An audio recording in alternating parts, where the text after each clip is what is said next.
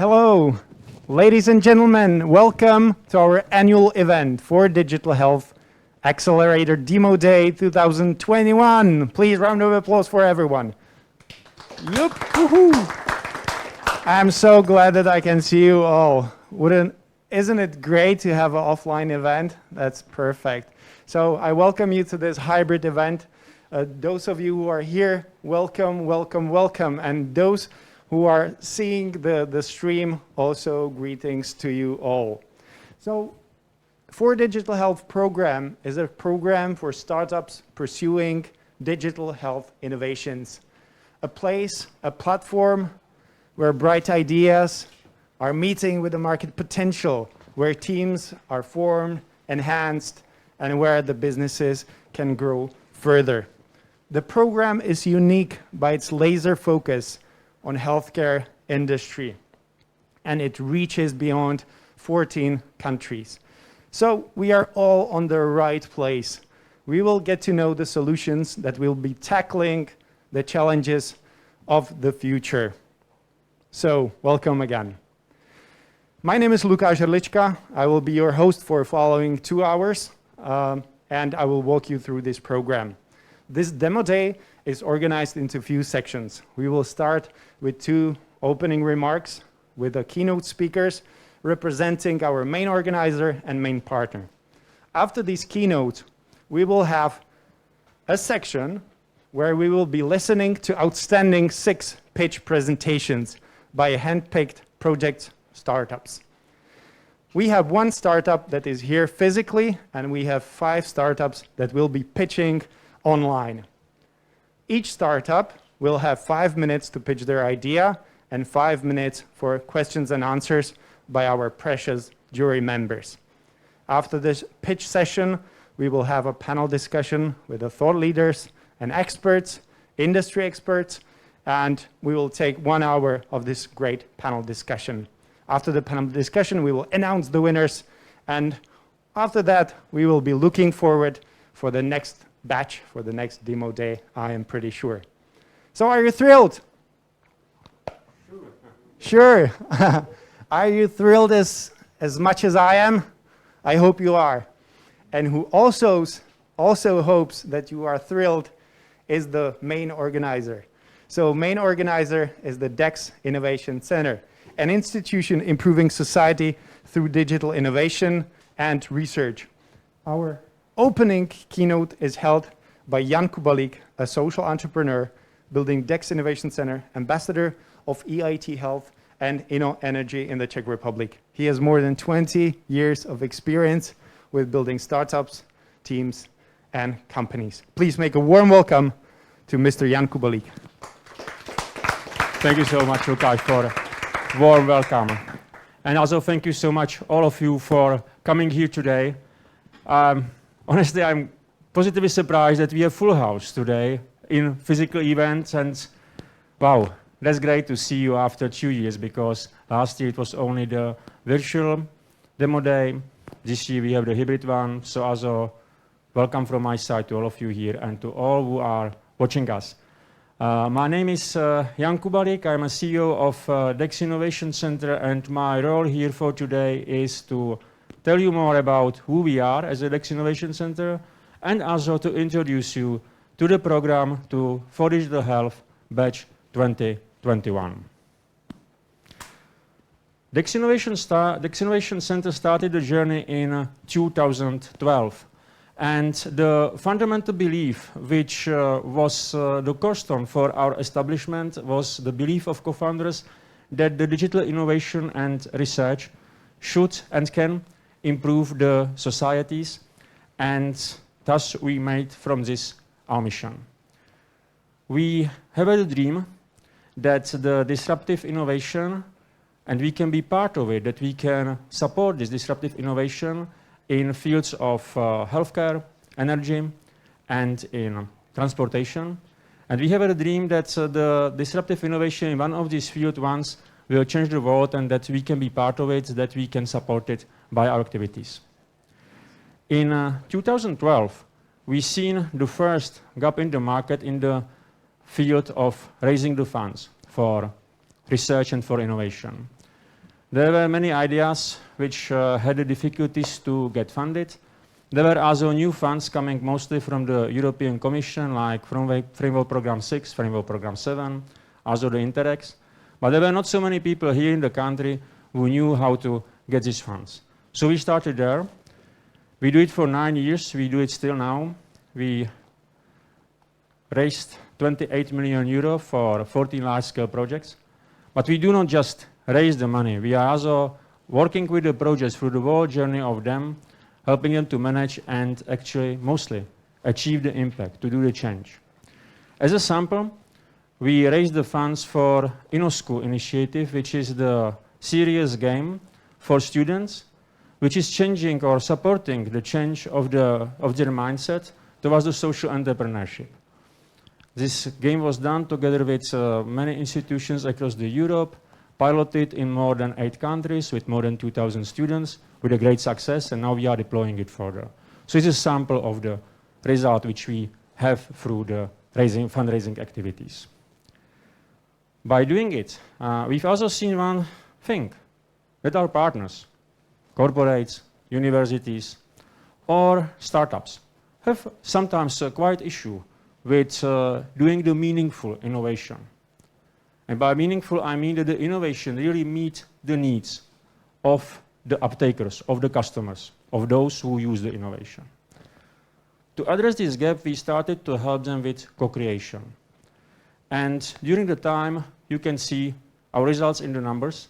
And again, to put some kind of the meaning behind these numbers, let me mention one innovation which we co-created. It was the application which got the clinical approval as only one of them in Europe for supporting the life for the care recipients who are suffering from mild dementia, for example, Alzheimer, and their family members. Last but not least, in 2016, we finally realized that startups are actually the great tool for helping us to get our dreams through. So we started to build them, to support them. And since that time, 97 startups went through our programs, and we helped them to raise 6.1 million euro.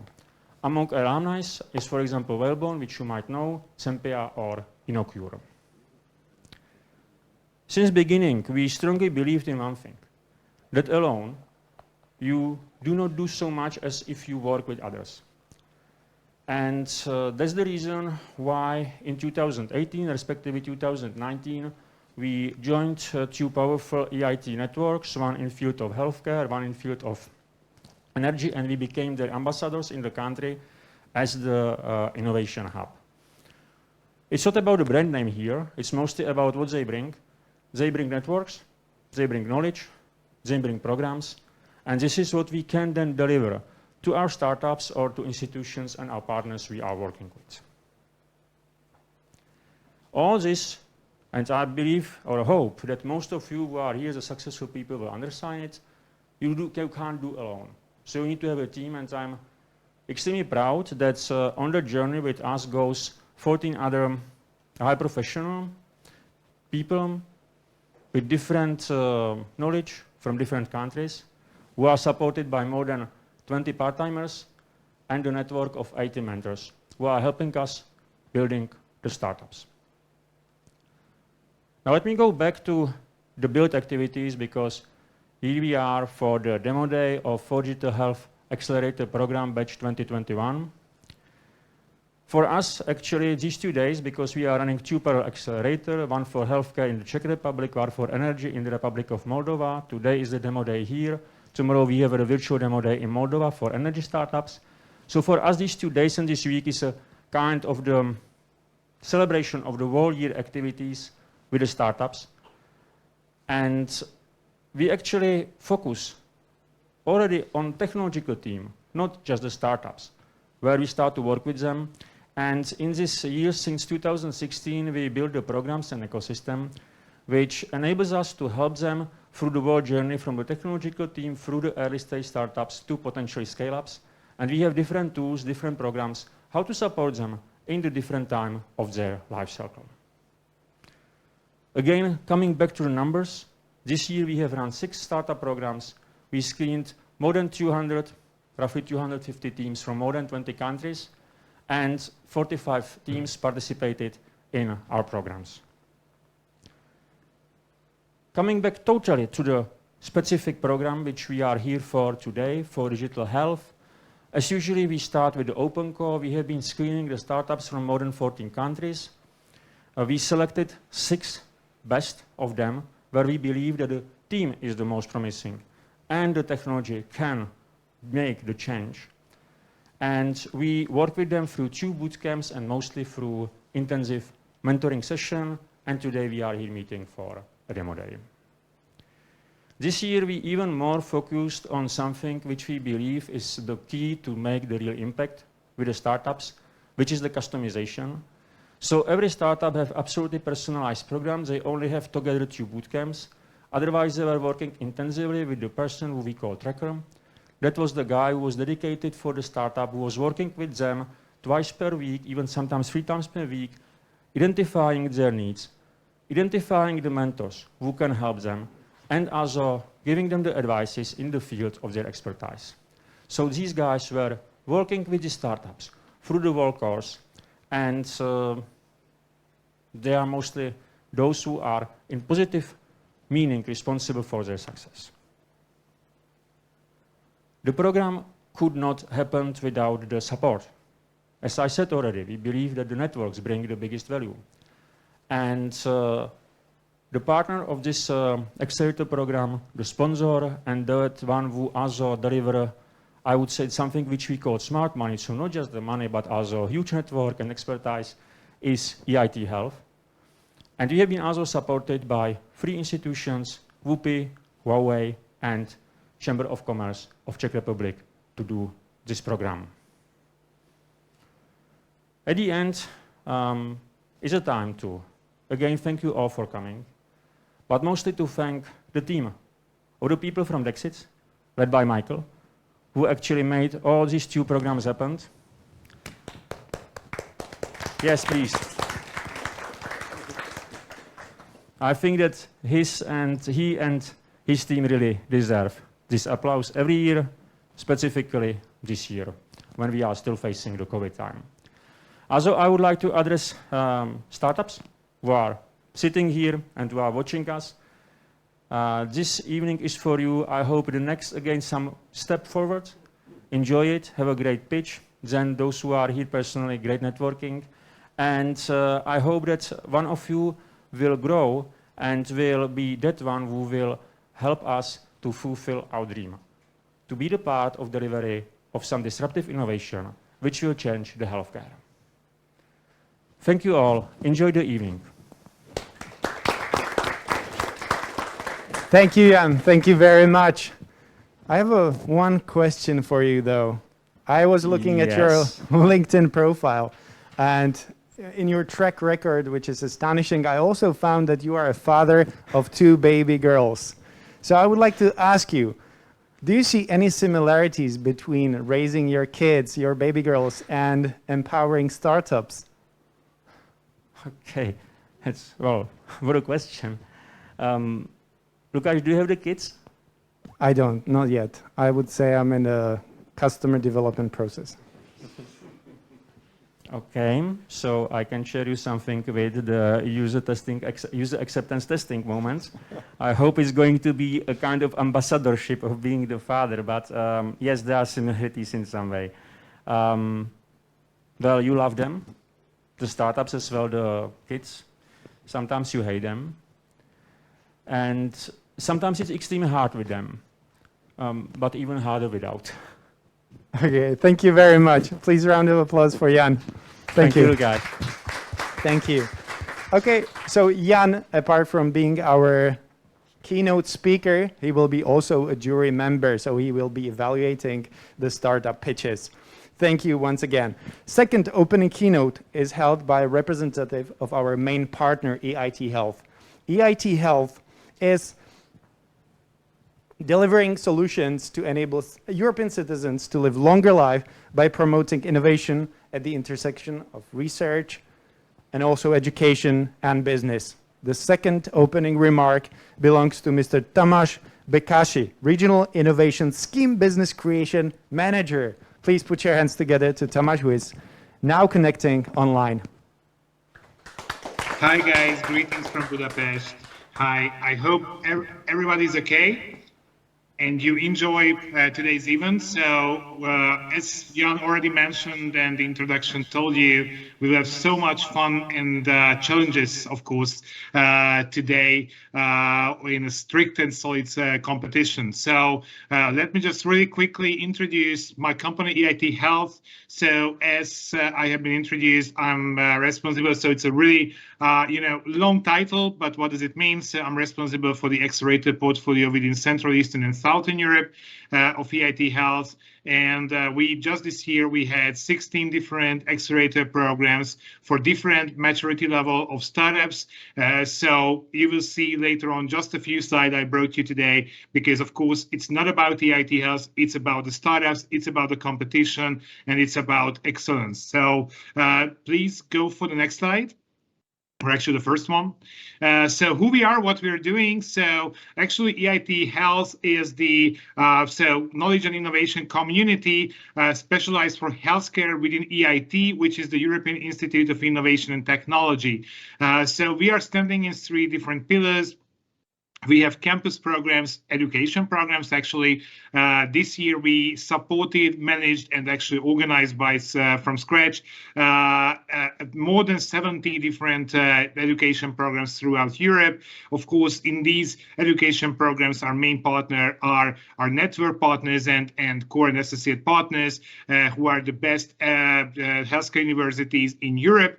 We have the accelerator, which is obviously we are supporting startups. So I'm representing that pillar. Actually, under this, I mentioned to you that we are able to support really from really early stage to the scale up and scale out level, meaning that we are able to give opportunities for teams. We are not really talking about startups at that stage, because we are talking about teams with only an idea, till the point where teams and startups actually are preparing their extension, not just over Europe, but beyond Europe.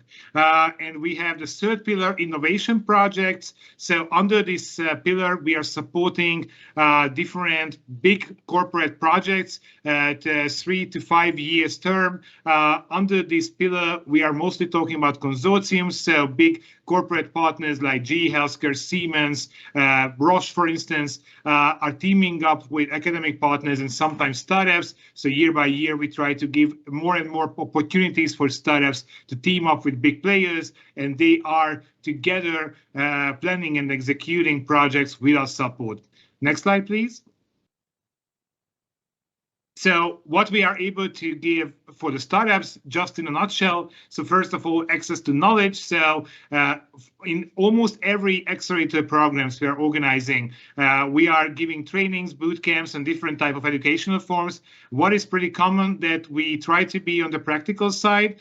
So we try to give practical and useful knowledge. Of course, some of the theoretical knowledge is there, but it's a really small percentage. Most of my colleagues are really practical guys. So actually, we try to give useful knowledge, can be used on the field. And besides these type of educational forms, we are pretty proud that we have our own mentoring and coaching network. It's called MCN, which consists of more than 600 pre-filtered, interviewed mentors from all over the world. They are specialized in different topics. So we are pretty proud that so far we didn't meet any type of expectations coming from startups we cannot fulfill by one of the mentors. So we are here having, of course, experts from the professionals, so from the medical side, and of course, in different medical business fields are represented among the mentors. So we have lawyers, legal experts, different type of business development experts, sales, marketing, etc. So everything is there. That's the good news. So whoever is actually entering to one of our accelerator programs is having the access to mentoring and coaching network. And in most of the occasions, we are also giving money for startups to hire the mentors and start to work with them. Besides that, we have access to stakeholders and access to market. I will link those 2 points, which is actually connected to networking and matchmaking opportunities. So EIT Health is really proud of that we have more than 150 official members in our network. These partners are paying fee for EIT Health, and in return, of course, they are taking many type of opportunities within our network. Again, these are the biggest academic partners, so universities and corporate partners all over Europe. So, of course, these industry representatives are always invited for networking and matchmaking events for relevant topics, and they have the chance to meet with our startups, and startups have the opportunity to meet with them, and of course, finding synergies to collaborate with each other. But besides our official partner base, which is quite wide, we do have the informal network, which is even more wider. So we have informal investor network as well. So again, and I would jump to the next point, which is the finance part, but it's somehow connected also with the networking opportunities, because of course we are activating our own network and the informal network as well whenever our startups are needing money, collaboration opportunities, maybe future customers, or just collaboration opportunities with one of the industrial players. And access to finance. So in most of the cases, most of the accelerator programs, we are providing smart funding, meaning that we are not asking share and equity from the startups, but in return of the money, we are only expecting to have a project plan, meaning that how would you like to spend your money? Tell us in advance. At least plan ahead. Of course, always have a chance to modify or fine-tune your plan, but we need to be sure that the money is going to the right way, and of course, it's helping you as a startup to develop your project further on. So that's smart funding. The other type of money is prize. So most of the accelerator programs are ending up with a event like DemoDay today. So actually a competition, a pitch competition, and of course, the best ones based on the jury's decision are receiving further money, which shouldn't be reported, just should be spent for the right purposes. But of course, we have our own limitations. So within a year, we are able to give maximum 50,000 euros for a team. And of course, sometimes, most of the occasions, startups need more money. For this purpose, we have our own investor network within EIT Health, which is coordinated by one of our French institute partner, ASQ West. You should imagine an umbrella organization, and beyond this umbrella organization, hundreds of private investors are there. So whenever you are applying to this network, those investors can review your material, and of course, if they see any fantasy in the material, they start negotiation with you. Besides that, we also have a joint project for the second year together with the European Investment Bank. It's called VCOE, Venture Center of Excellence. It's actually an internal VC fund.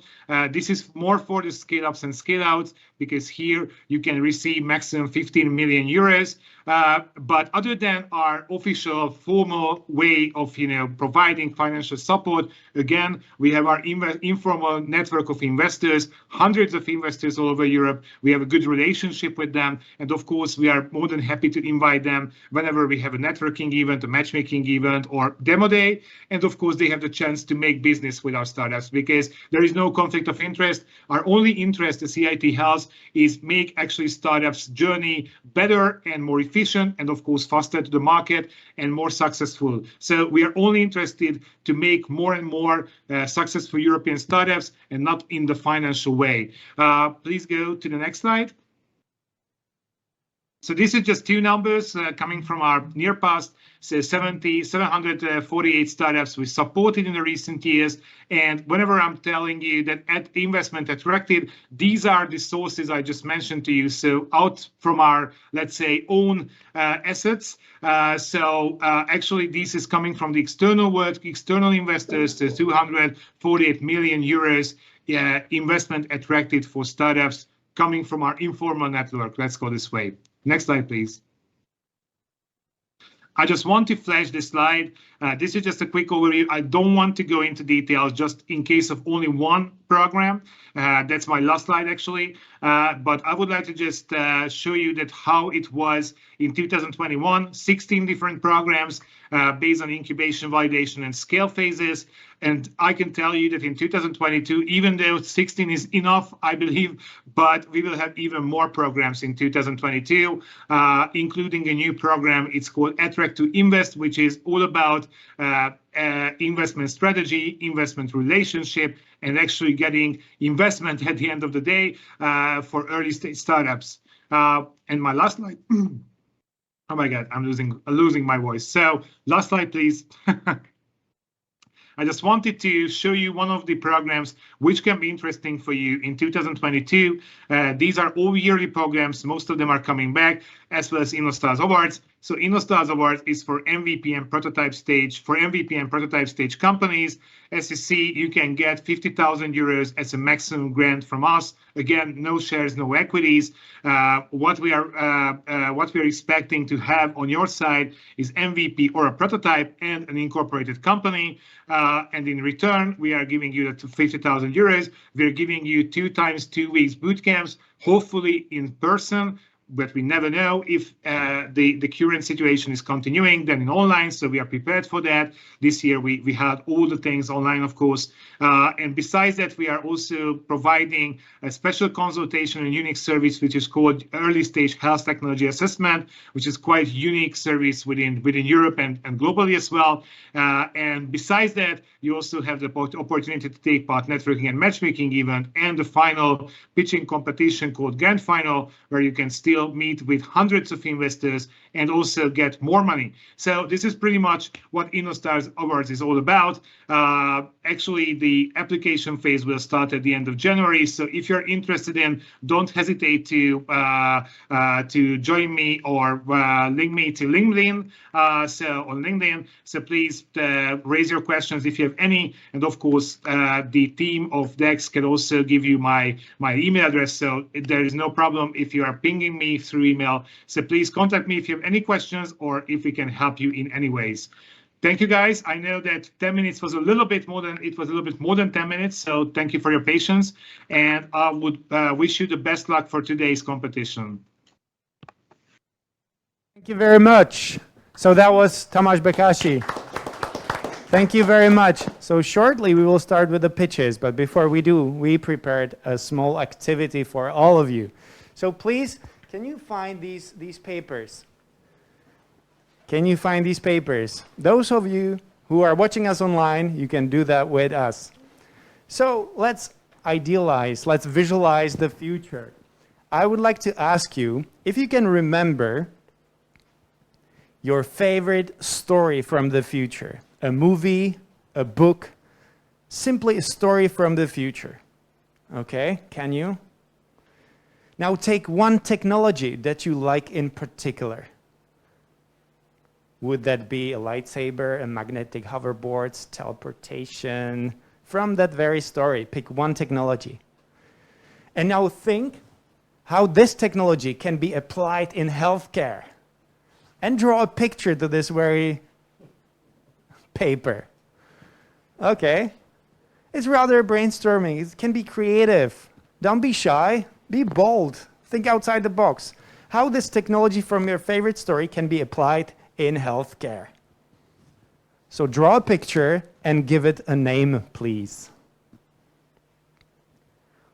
We will be also picking one winner at the end of this crowd brainstorming creativity session.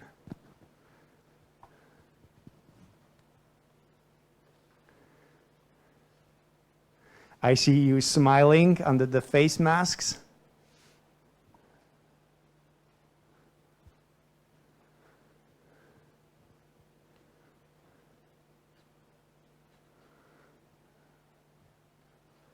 All right.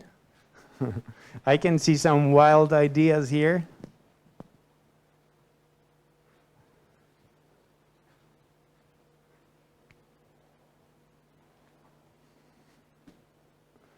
Okay, once you have it, give it a name and also write there your first name so that we know who drew it. And as I'm saying, we will be tossing the winner at the end of this demo day. Okay, once you have it, pass it along, this side to the right side, this side to the left side. You can keep it at the chair at the bottom. We will be collecting it shortly. Okay, pass it along. And keep it on the side at the chair. That would be awesome. All right? May I please ask all of you to pass your papers to the sides? All right.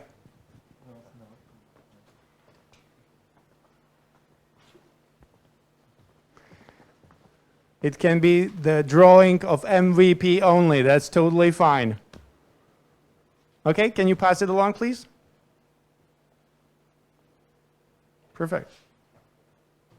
All right, all right. So we have a present for you for the winner of this one little section. Okay, it will be a nice present at the end. And now, all right, have you finished? Okay. And now what you are all waiting for, the pitching session. So please, let me introduce to you the jury members that will be evaluating the startups. They will be looking and they will be evaluating 5 areas: market potential, the uniqueness of the solution itself, the team, the value proposition, and also how good they pitched, how well they pitched. So first is Jan Kubalik, CEO of DEX Innovation Center. Round of applause for him again. All right. The next jury member is Mr. Martin May, e-health consultant and innovator at BindWorks, working for healthcare digitization with major Czech hospitals. Warm welcome to him as well.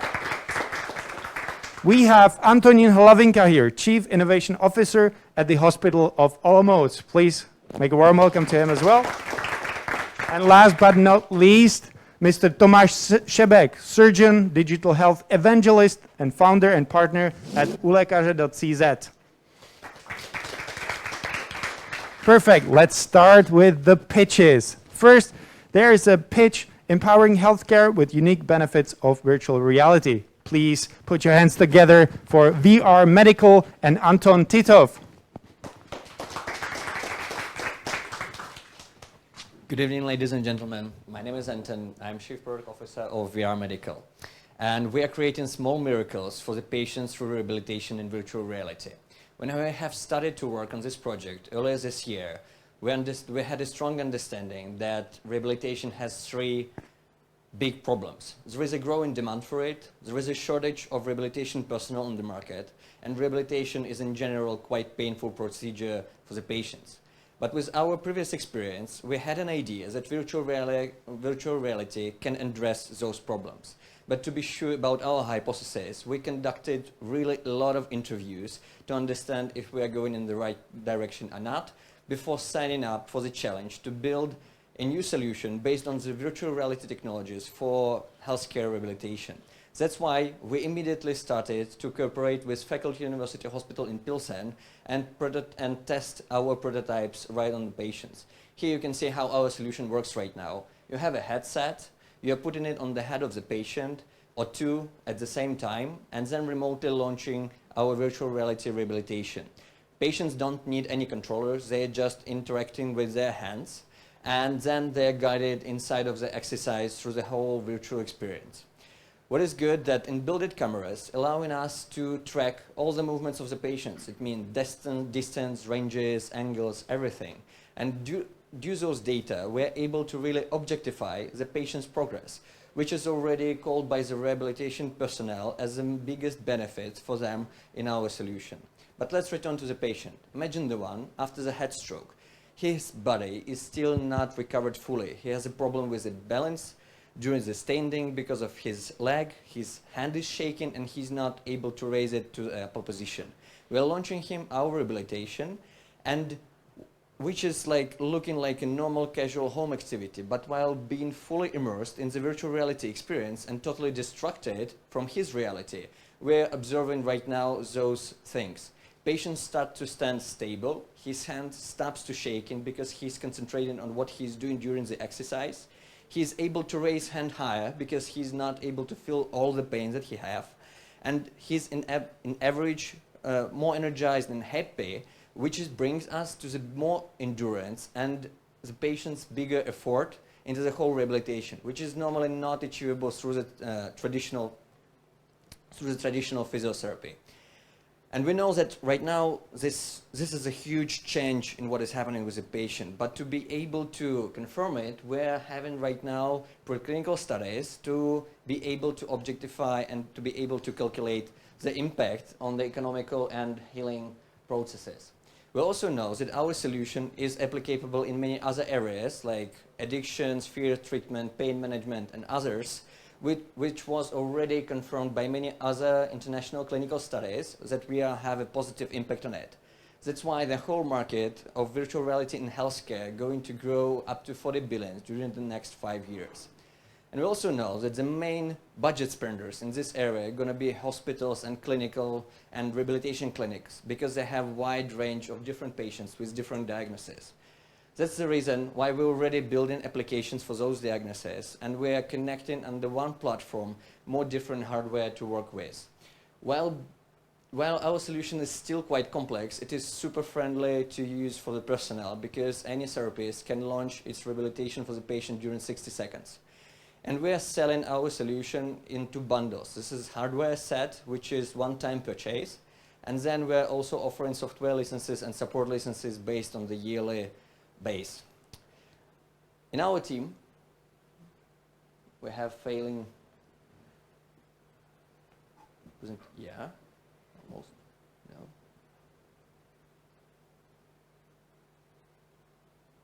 Yep.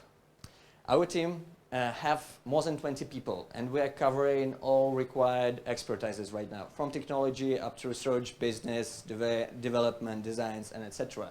But to be able to deliver top-notch medical device, we brought on board the best minds in rehabilitation, nursing, and neuropsychology from Czech Republic and most innovative hospitals. And to be sure that we will be able to handle reimbursement process, we're also cooperating with ex-CEO of VZP Insurance Company and ex-CEO of Alzheimer Center, who are able to solve those challenges for us. Till today, we have already medical device class 1 certification. We launched 3 pre-pilot clinical studies.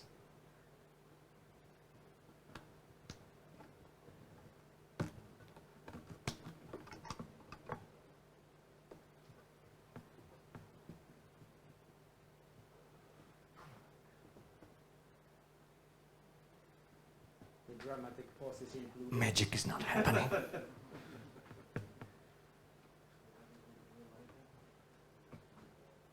I don't need slides. So basically, we already have first sales, and we have additional 20 million crowns in pipeline for the future year from hospitals and universities.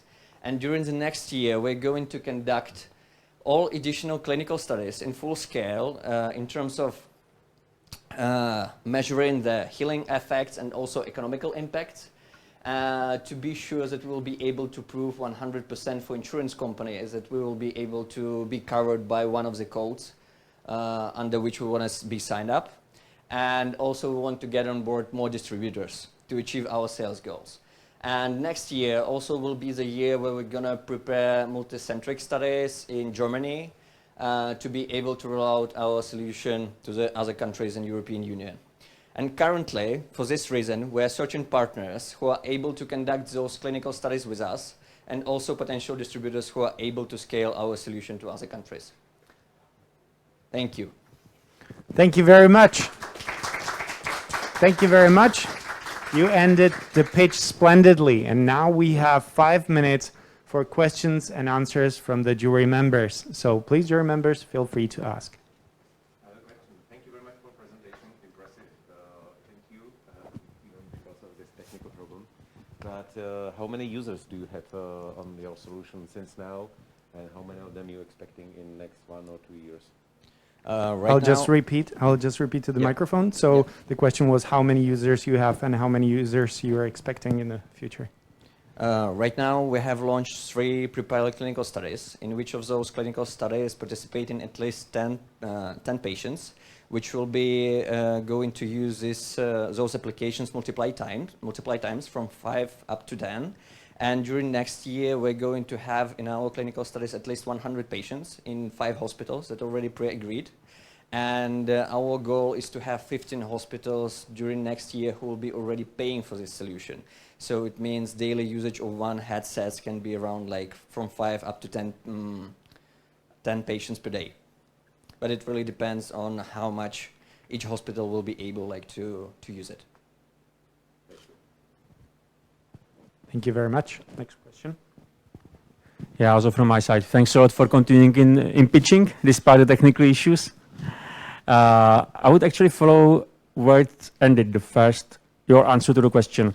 Working with the hospital, what's your plan? How to make it to be financeable from the public healthcare systems? Right now, we have our first sale is from a hospital, commercial network of the hospitals who are really innovative.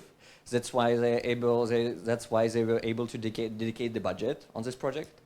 And all other hospitals who are pre-signed up for this solution and in which we are going to do these clinical studies are planning to finance it from government grants and another government money. But also that's why this is the reason why we're really pushing to insurance,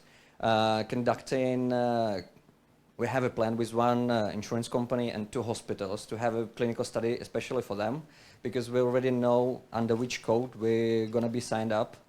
And if we will be covered through this code, basically our solution will be only 25 up to 30% of the costs of this code coverage. And it means that it's going to be making sense for the hospital to invest in us.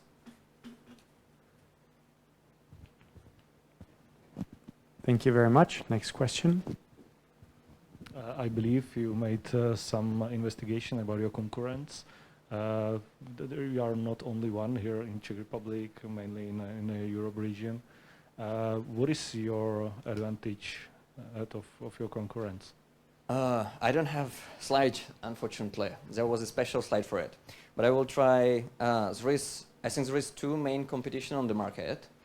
Most of them are busy with United States market.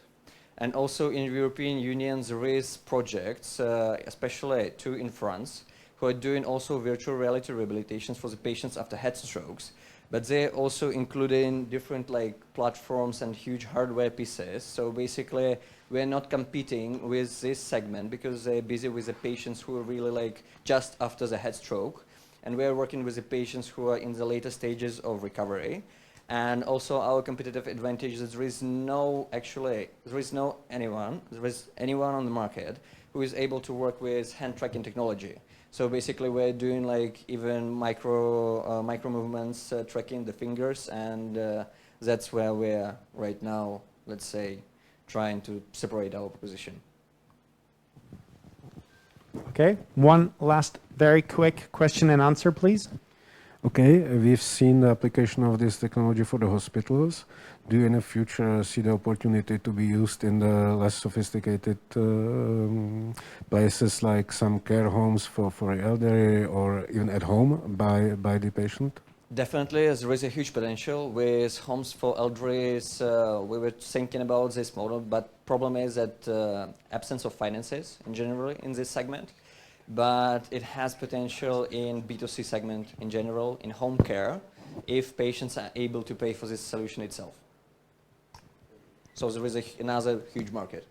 Thank you very much. That was VR Medical and Anton Titel. Thank you very much. Thank you. Have a nice day. Thank you. Let's go for the second pitch about the medical therapy with video messaging. Our next presenter is Gabor Toth and Patient Record.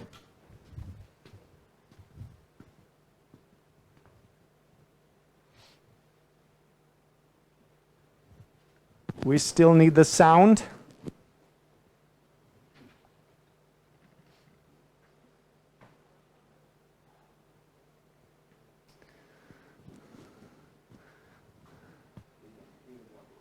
Gabor, please keep on speaking to us. And as soon as we tackle the technical aspect of it, we will give you 5 minutes. Don't worry. We still cannot hear you, though. At least we can see your intro slide with a very important message for us.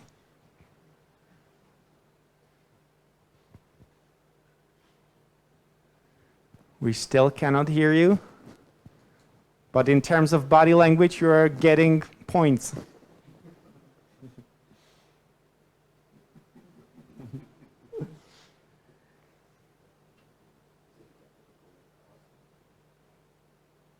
Okay, we're still figuring that out.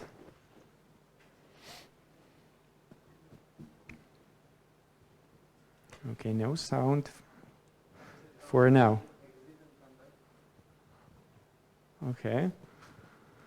Let's wait for the technology team, what they will tell us. If going out of the call and inside the call is the solution.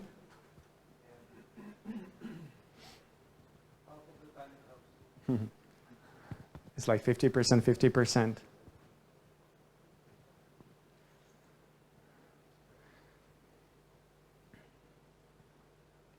I'm sure that the next project of DEX Innovation Center will be about tackling the video conferencing. Isn't that true? We are flying to the moon. We can heal people, but still we have problems with the sound.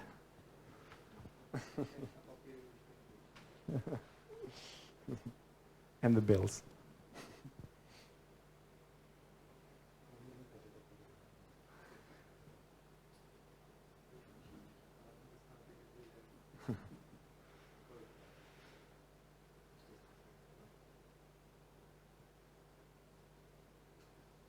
Okay, in the meantime, you can be still thinking about your futuristic solutions from the sci-fi movie.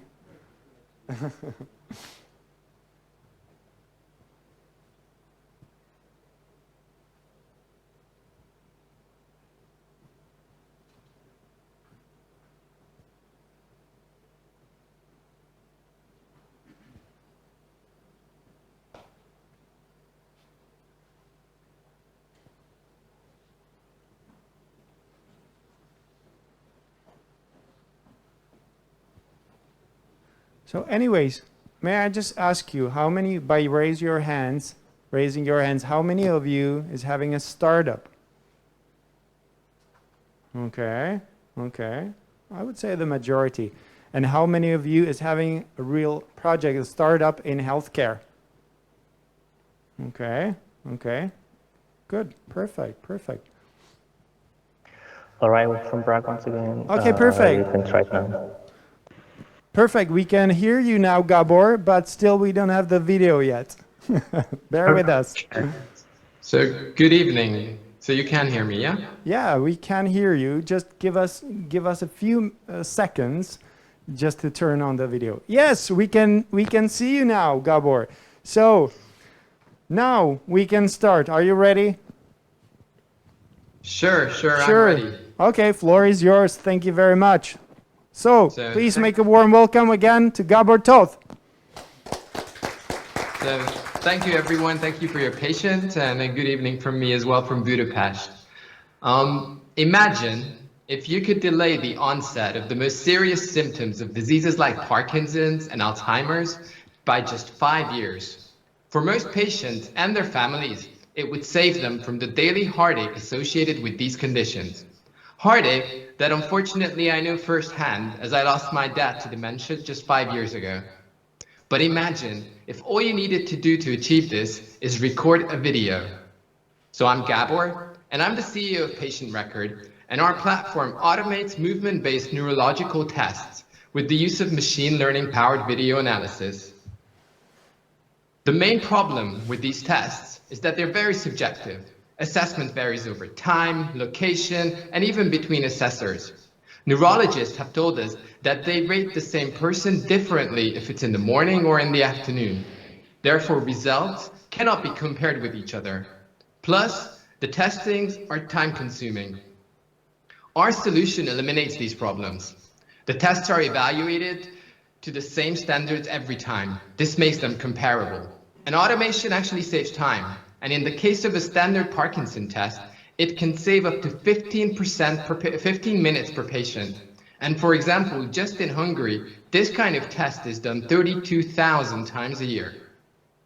So how do we do this? Next slide, please. It's actually straightforward. at least for our users. For example, take Dr. Keel, who is a neurologist. She's notified by our system of her patient's next checkup. As Miss Conrad lives 150 kilometers away, and her condition makes it very difficult for her to travel to the clinic. So what does she do? Her daughter records Miss Conrad doing the test via phone application. This footage is then uploaded into the cloud and is automatically analyzed by patient record. All Dr. Keel has to do is review the easy-to-understand results.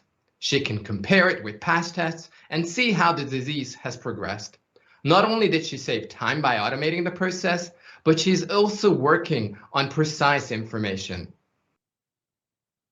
Our algorithm provides more reliable data than a person could. Next slide, please.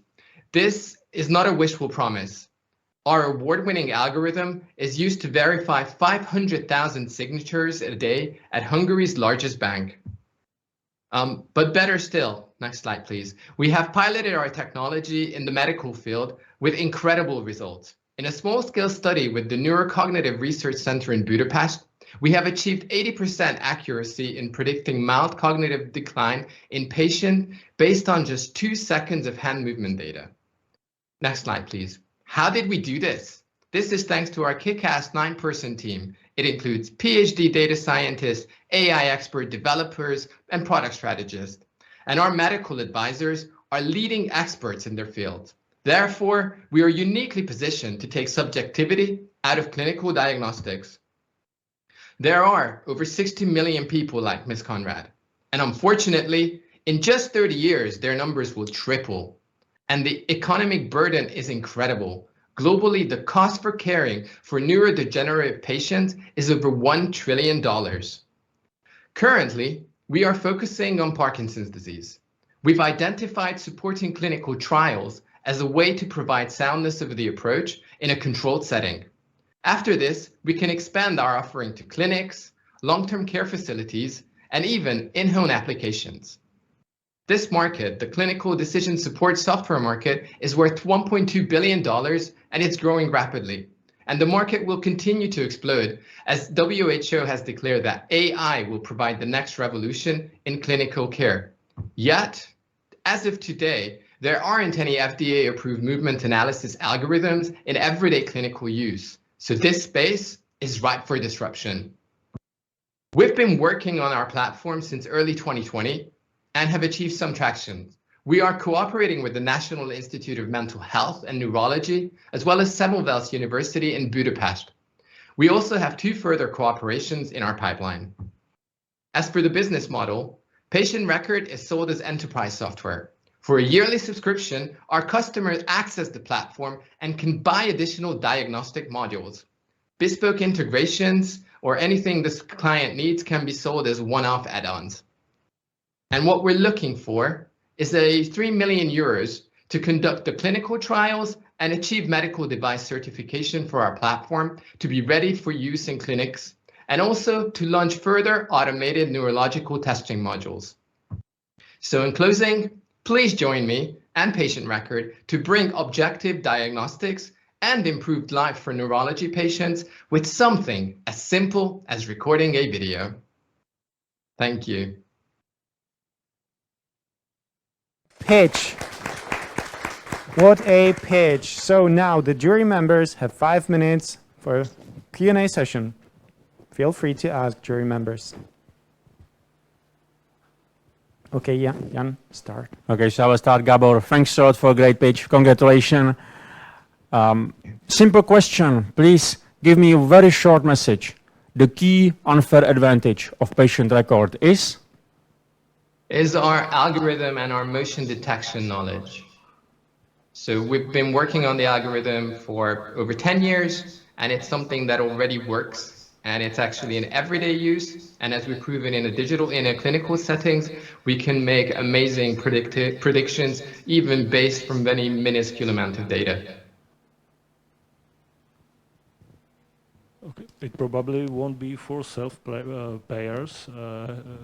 Did you discuss or have you some deal with insurance companies? No, our go-to-market strategy is initially to work with companies who are in clinical trials for procedures or pharmaceuticals, which is a massive tens of billions of dollars market, and provide them with the technology to be able to objectively measure the effect of pharmaceuticals or any procedure which is currently lacking. Although, for instance, in Parkinson, UPDRS, the standard testing, was developed initially to provide some better measurement of movement and how the drugs affect people, but it's still not objective. We can provide the objectivity, so our go-to-market is through clinical trials and the companies that deliver these trials. Thank you very much. We have a next question. When you applied your algorithm to the hand movements of the patients, did you find it to be usable for other purposes as well? Because it's not only about the Alzheimer or dementia, it could be many different illnesses, but I feel that you are focusing only on one segment of this. Is this correct? Or do you plan some expansion to the other illnesses as well? We are focusing on this segment right now, but you're right, the application is extremely wide. I think, in a sense, the biggest problem we have is not to try to apply this ability to all the ideas that we have. So we've been thinking about this, and we pinpointed Parkinson's for the fact that it's a well-defined market. The actual tests are well-defined and very suitable for what we can do, but any neurological condition that includes any motion detection or motion analysis, we can go there. We can help also physiotherapists, we can help anyone with any motion-related idea, but we've taken a decision to focus on this market first. Thank you very much. We still have 1 minute. Maybe I will ask, thank you very much, Gabor, for your presentation. I have a question like same before, how many users you have, because I don't understand, maybe I missed that you have a strategy go to market. You are asking for 3 million euros for studies to be conducted. So do you have a kind of pilot, just proof of concept, or it's working on the real users? We have users using our platform. There's about 100 patients from Semmelweis University where we do post-stroke screening for them. And also the pilot study that I mentioned in the presentation that included 72 patients. And we have these two partners at the moment, and we're looking to work with a bigger pilot with Cardiff University and the NHS Trust in Wales, and to bring in more patients. That's currently in discussion. Thank you very much. Okay, the time is up. Thank you, Gabor, very much. And Thank you. we move on. Thank you very much. So we move on to the third pitch as the first half. So our next pitch will be a voice-controlled artificial intelligence eyewear for the visually impaired. Pitching will be the Christian Imre, and what I know, Christian failed as a punk rock guitar hero, so he chose cognitive neuroscience as a hobby instead. So please make a warm welcome to the next presenter, Eva Vision and Christian Imre.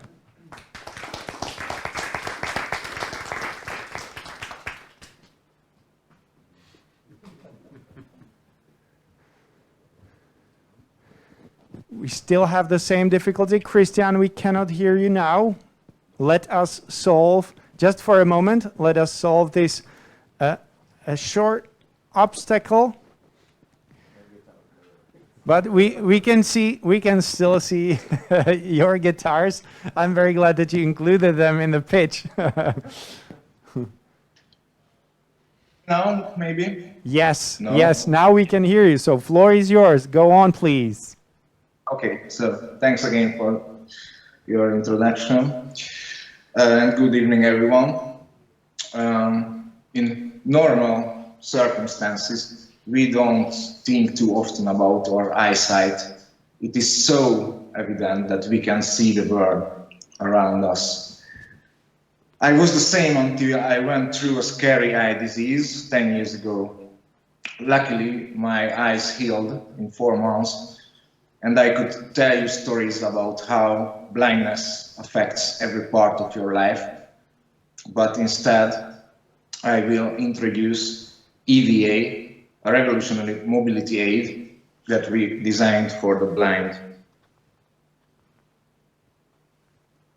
Next slide, please.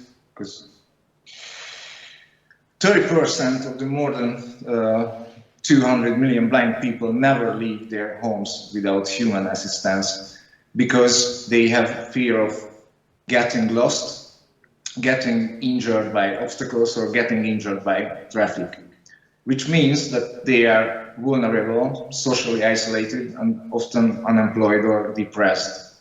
EVA will open the door for them. From the user's perspective, EVA is an ordinary eyewear, but with built-in sensors and speakers. It collects spatial information and translates it to verbal guidance. On a system level, our solution utilizes several other technologies in a modular system. Beside the eyewear, we will have a pocket-sized V2X module that has direct access to connected cars and traffic lights. The necessary infrastructure is being developed under a directive of the European Council. We also have a smartphone application that processes all the collected information and translates it to spoken guidance. It will help hundreds of thousands of blind people to move freely by helping in navigation, orientation, head protection, and crossing streets, uniquely combined in one system. Blind assistive market is a niche market with approximately 225 million customers, market versus 10 billion euros, and we plan to have 0.12% market share in 4 years by selling our product and service to 72,000 blind people, first in Europe and later overseas. The market has other players. The market has other players, and 2 companies already offer eyewears for the blind. Eyewear from the United States offers its telepresence service using human operators, while Orcam from Israel developed the text and object recognition aid based on machine vision. They may look similar, but they offer totally different services with totally different technology. We plan to operate in a conventional B2B2C business model, selling our products via distributors. Humanware, the market leader Canadian company, already offered us a strategic partnership. We will have 2 revenue streams, product price and monthly service fee. Our go-to-market strategy involves the blind institutions, and we will utilize our smartphone application as a marketing tool too. In this way, we plan to have a decent profit of 40 million euros and a tenfold return of investment after selling 22,000 eyewears in 4 years. Our team consists of 4 determined professionals from the field of finance, neuroscience, artificial intelligence, and industrial design. Our efforts so far have been positively received by both blind professional organizations and the innovation community. And after a series of early stage testings, there is a strong expectation from the blind community as well.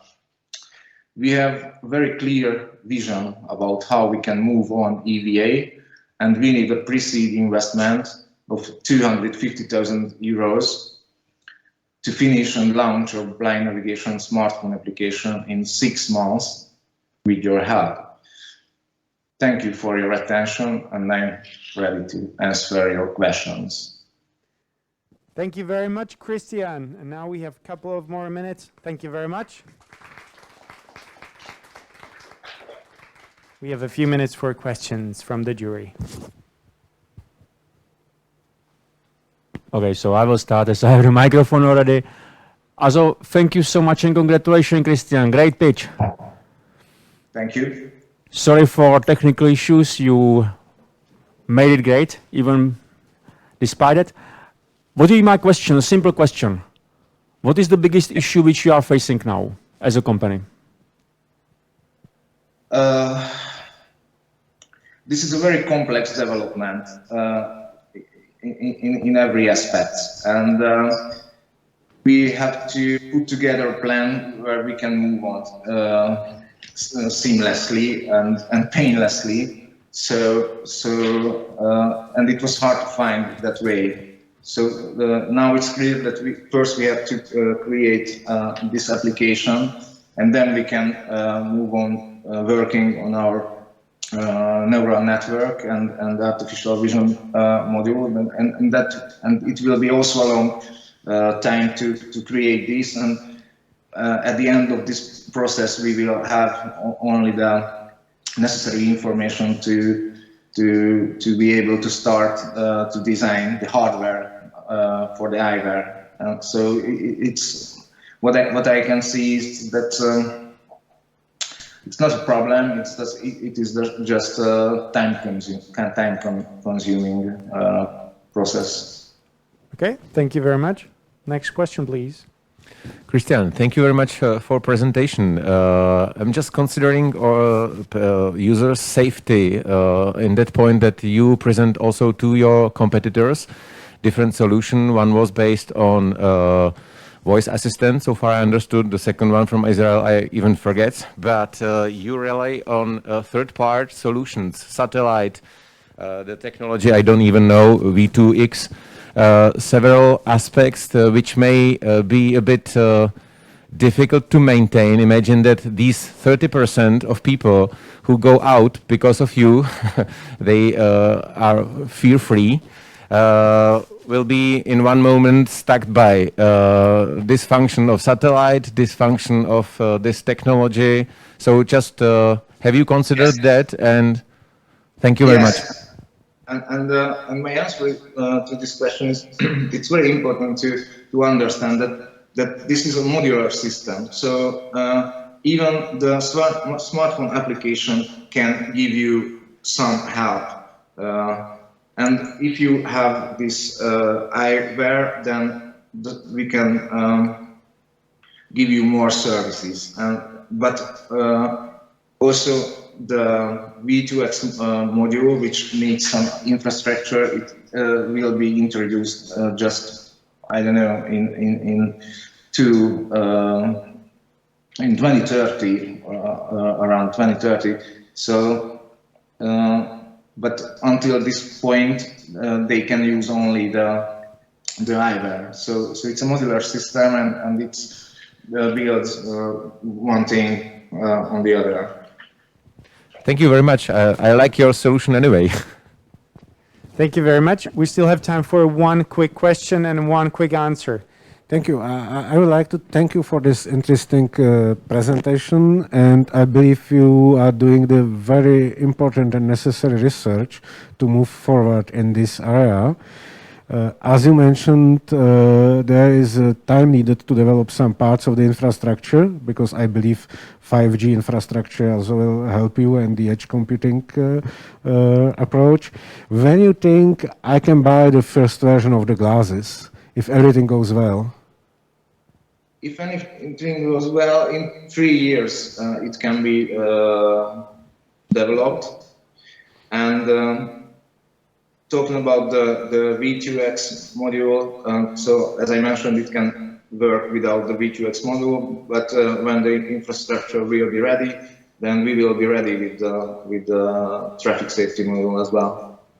So thank you. I think the 3 years sounds really reasonable for having the first version, so that's interesting. All right. Thank you very much. Thank you, Christian. Thank you. Perfect. Let's go. Okay, round of applause for Christian. And let's go further. We still have 3 pitches to hear, and the next one is new generation of remote wound care monitoring devices. So please make a warm welcome to Best Health for you and Carolina Cardoso.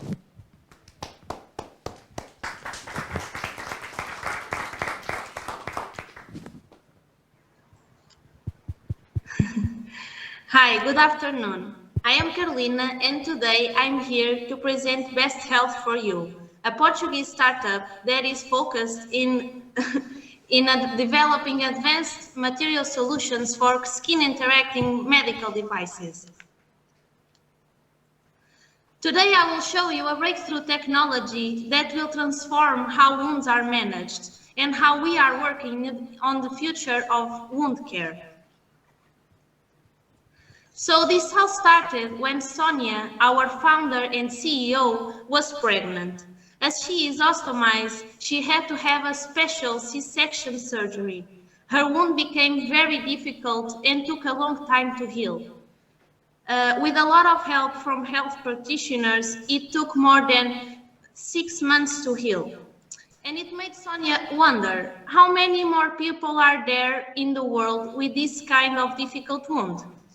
After some research, we discovered that in Europe there are up to 2 million patients with open wounds, and in USA this number more than doubles with up to 4.5 million patients with open wounds. This represents a 2 to 3% of total healthcare budgets. And with telemedicine on the rise because of COVID, we felt that it was a great opportunity for Best Health for You. So we are trying to tackle problems that are common to more than one of the parts involved in this wound management process. Physical pain from the dressing changes, the trips to the hospital, and the time and money spent on those trips. So we bring you an all-in-one solution, Adhesive AI. It is composed by a smart dressing, an app, a portal, and a prediction algorithm. All of the parts work together to allow a more accurate, reliable, and cost-effective wound assessment. This means that Sonia, with her difficult C-section, wouldn't have to go to the hospital and change the dressing so many times to check how the wound is doing, and she wouldn't have to spend so much time and money to get better. So this is how it works. The doctor cleans the wound as necessary, then applies the smart dressing to the wound and takes the first picture. Then the patient can go home, and tomorrow we'll take another picture. The app sends a report about the differences in the pictures to the doctor. Patients, doctors, and companies will all benefit from this amazing product. Sonia, as a patient, would have an app that monitors the wound in situ and without constantly removing the dressing. Her doctors would have a portal where they can consult all of the information collected. And companies will have a database that they could use for further developments on the product. Unlike any other product in the market, Adhesive AI monitors the wound remotely and allows to know how the wound is doing without constantly removing the dressing. And this is what makes us special. Adhesive AI is the first of its kind because it answers to the needs of 2 market segments: advanced wound care and digital wound measurement devices. We estimate that in 10 years, it will generate 225 million euros in sales. We already have the demonstration of interest of 2 major key players, and that is how we got these sales projections. We based ourselves in their sales numbers. We've been comparing to other solutions for wound measurements in the market to understand how much our product might cost, but we are still researching about the pricing strategy. Our business model is hybrid.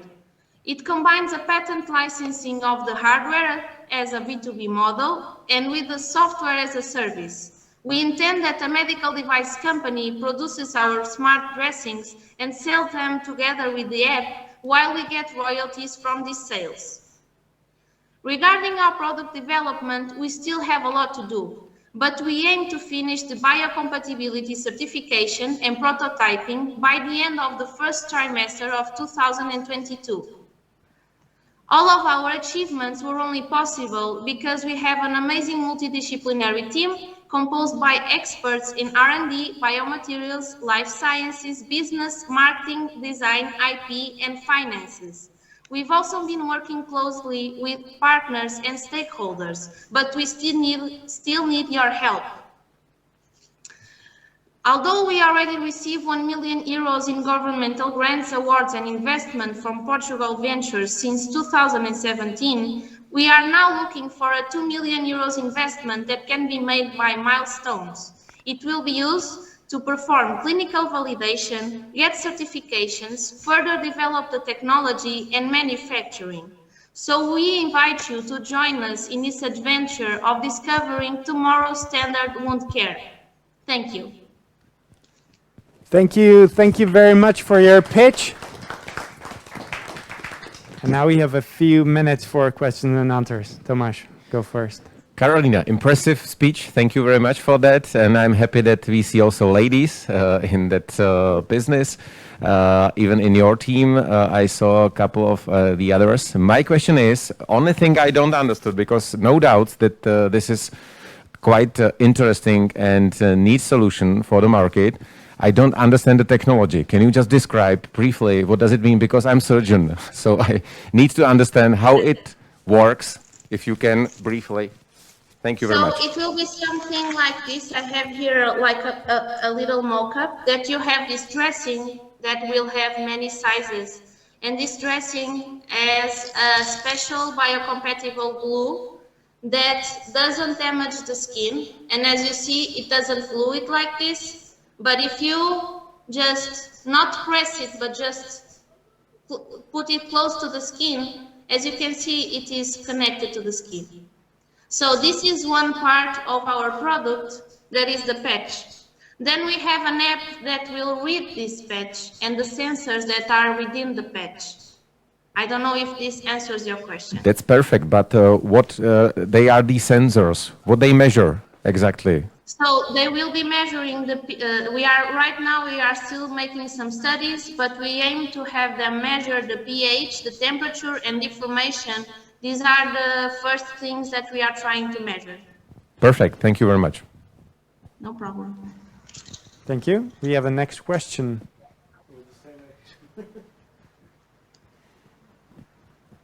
All right. So far, we have no other questions, so can you just continue, because I've seen your mentors from Medtronic and from other well-known companies, so can you just continue with describing of technical aspects? You say temperature, pH, what else you are going to, yes? We will be trying to measure the pH, the deformation of the wound if it gets a little bumpy. So our dressing will be able to have this, I don't know if you can see, but it has a pattern that will be read by the app. And this is what tells us the differences from one picture to another. Okay, thank you. Now it's understandable. The question is, will this patch also include some medical substances, I mean, to facilitate the healing, or this will be applied separately? It can be integrated. We are still making some tests, but we think and we are trying to prove that it can be integrated in the patch as well. Okay, thank you.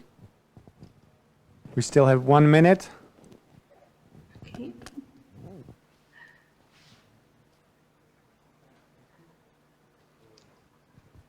Okay, we have one question from the audience.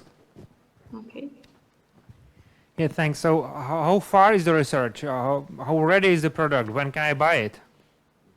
Yes, right now we are in TRL 4.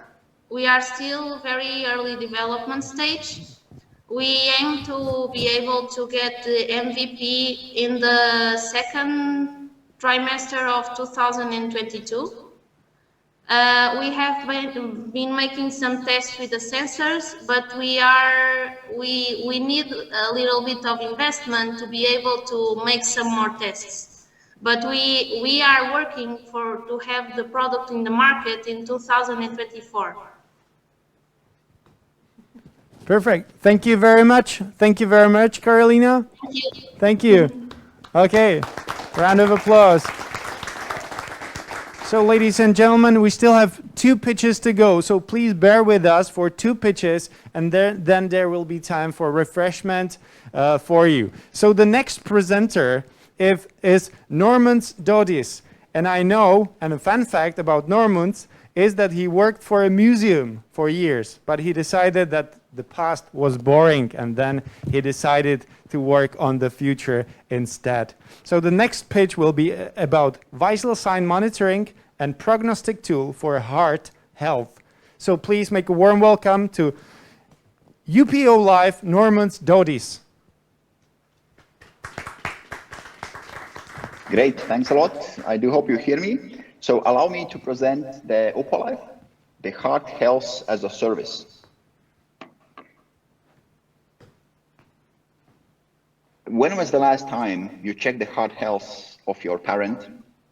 Or when was the last time you checked your own heart health? I actually did not pay attention to these questions as well until my dad had a stroke. Today, there's 11 million people in the European Union living with atrial fibrillation, the most dangerous arrhythmia causing stroke, and many more who are not aware of that.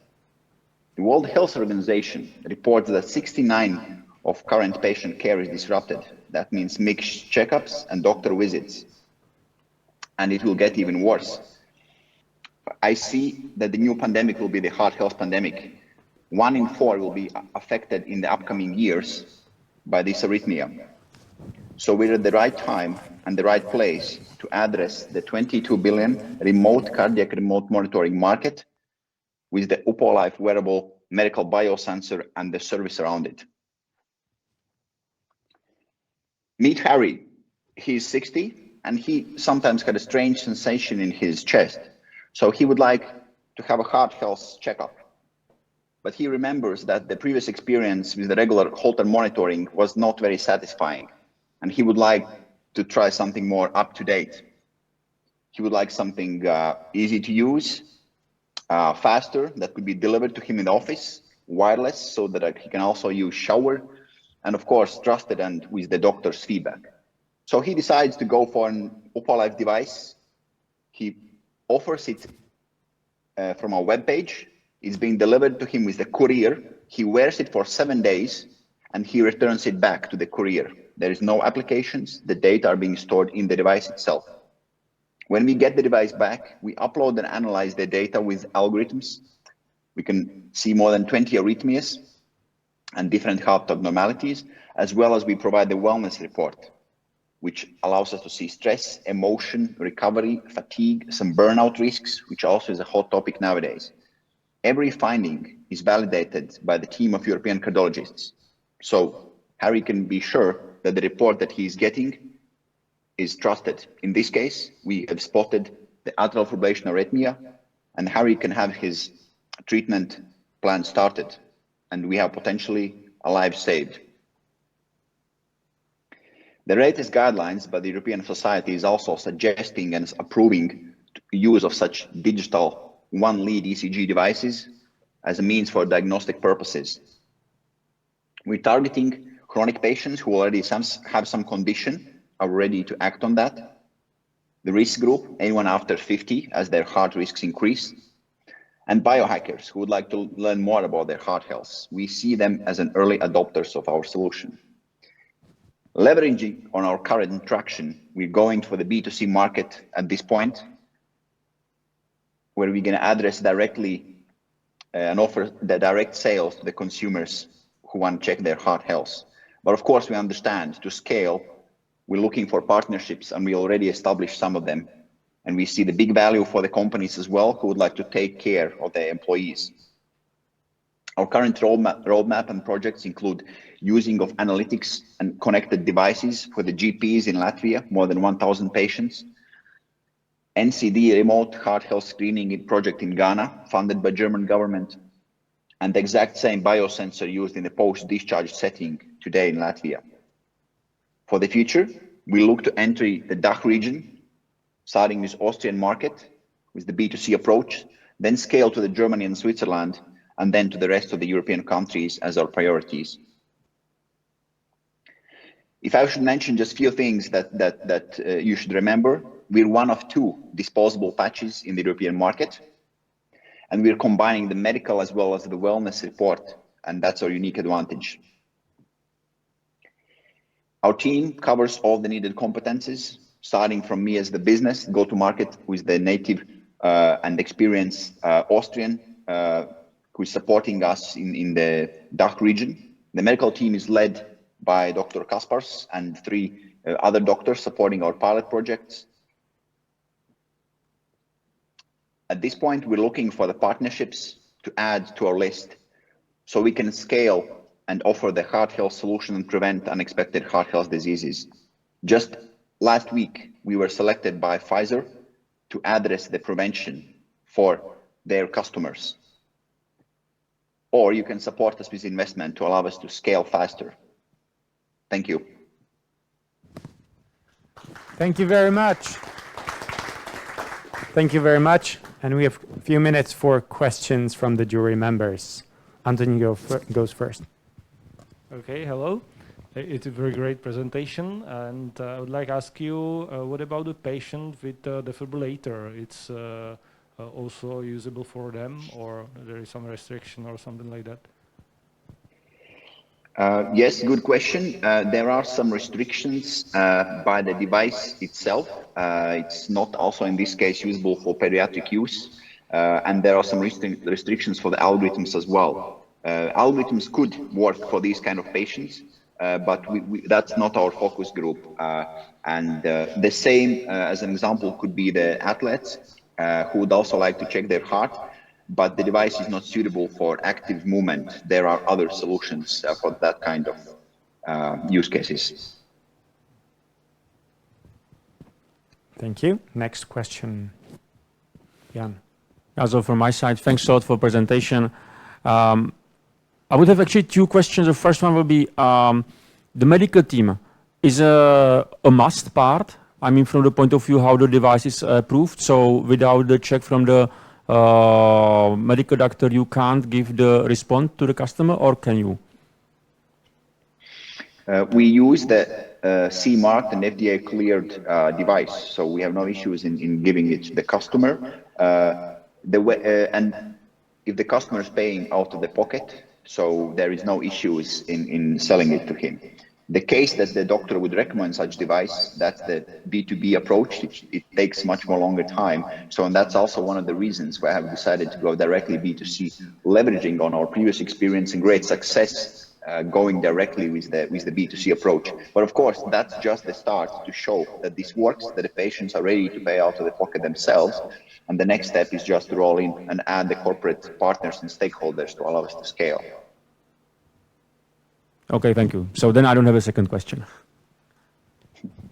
Thank you very much. Martin. Hello, thank you for the nice presentation.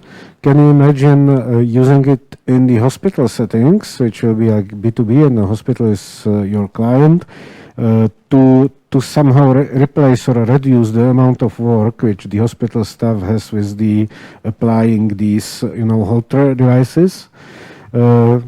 I'm not specialist in this area, so the question is if it could replace the Holter, the traditional Holter, and if you see there any opportunity. Yes, we already work with the leading Latvian hospital on exactly this case. There could be either pre-operation, even during the stay in the hospital, as well as after the discharge. In our case, we use these patches for the patients after the discharge. Then we analyze the data, and then we can adjust the treatment, because in many cases after some surgeries there is some unexpected arrhythmia occurrences and there is repeated readmission. So we are there to actually, as you said, to prevent these kind of things. But again, B2B it would require much more longer approach. We are working on that. It's a reimbursement model for the hospital to pay for such a solution. It's on our list, the same as insurance, but at the same time we will validate this with the B2C market as well. Thank you very much. Okay, one very quick question, one very quick answer. Hello, I don't know if it's quick, but my question is, can you just go back to the slide with the competitors? Because I think that this is a huge market and so many solutions on them. You said that there is one more solution like you have, guys. So what is the difference again between yours and the others? Yeah, I don't want to challenge. I want to challenge you. There, I would say in Europe, at least 10 digital health solutions in this field. I mentioned that there is one disposable. That means that this is a one-time use. That means that it's being recycled, or basically it's not being used repeatedly. Most of the solutions that are being used repeatedly for several patients. This is a one-time use solution. But that's probably not the biggest value that we would see. We would see the biggest value, basically the software, the analytical parts that we have behind, which combines the medical and the wellness. Wellness is actually left unnoticed in many cases. At the same time, we see so many new publications about heart rate variability and how that could help. All of these stress burnouts, especially nowadays when the mental health is a hot topic, as well as see some prognostic features from their heart health data. So I would see the software even as the biggest value, not the hardware part, which basically can be updated or up to date all the time, and new features could come out. Brilliant answer. Thank you very much. Thank you very much, Normans. Thank you. And we have a last pitch. So, ladies and gentlemen, the last pitch is from Kostas Saridakis. Kostas is a startup veteran, and he already has one exit done. So he made a mistake to start a new company. So he needs to exit again so that he has a free time to join the gym. That's what he told me. So we have now breakthrough patient CRM and collaboration tool. So please welcome Collaborate Healthcare and Kostas Saridakis. Greetings from Greece, everyone. It's very nice to be here. Thank you very much for this opportunity. So my name is Kostas Saridakis, and I'm the founder and CEO of Collaborate Healthcare, a digital health platform for the prevention, management, and treatment of chronic diseases. So the problem that we're actually trying to solve is the fact that despite their initial success, there are hundreds of chronic disease management applications that have not yet really lived up to their true potential. This means that we haven't been able to solve the true problem, which is the thousands of preventable deaths of chronic disease patients, as well as the very high rates of non-compliance that stresses the healthcare system. So we need to rethink these tools. If we examine closely the competition, the current patient management tools, we can see that the first reason they haven't really helped improve clinical outcomes is the fact that they don't provide users with sufficient incentives. It is proven that the majority of patients are not able to embrace self-monitoring behavior. So even if you give them a great application, and if this application is disconnected from the doctor, they are not going to improve their clinical outcomes. And the second reason is that the existing tools have a limited focus. They primarily facilitate only patient-provider communication, but they lack two important dimensions. The first is they don't provide the tools to really activate patients and drastically improve clinical outcomes. Simply by giving just telehealth features doesn't mean that the patient is going to get better. And the other dimension that they are missing is risk stratification, is the features that the doctors are in desperate need in order to identify high-risk patients and prioritize their limited resources to them. So here's where Collaborate steps in. We are a patient management and collaboration platform that helps doctors make faster decisions and gradually, drastically improve the clinical outcomes of patients. How do we achieve that? by combining super intuitive patient records with two core modules. One, which is an AI-driven risk stratification component that helps doctors identify those patients at high risk, and also a task-based collaboration component that really help the patients and the doctors to collaborate on a different level. And here, where's the market opportunity that comes in for us? Because as we see in the competition has mostly generic electronic health record systems targeting primarily large hospital and clinics or ambitious but incomplete patient-facing applications. Collaborate is an all-in-one solution, affordable solution for individual practices or small specialty clinics. And we have already a great success story. We have a big shipping company with more than 150 vessels that has bought our tool, and 5 doctors are using the tool to track seafarers and predict the risk of heart attack. And as a matter of fact, just last month, using our tool, the doctors identified the high-risk seafarer. They didn't allow him to travel, and just 10 days later, this seafarer had a heart attack. So we actually prevented a possibly fatal incident, and we're really proud about that. Now, our business model, we are a SaaS business. Our tool is free for patients, and we charge solo physician and hospital on a monthly subscription basis. We are targeting the European and the US markets, and in particular, the medical specialties associated with chronic conditions like general practitioners or diabetologists, and this is a 1.4 billion market. From this market, we aspire to sign up 5,000 doctors, and that could give us a 4 to 5 million in annual revenue.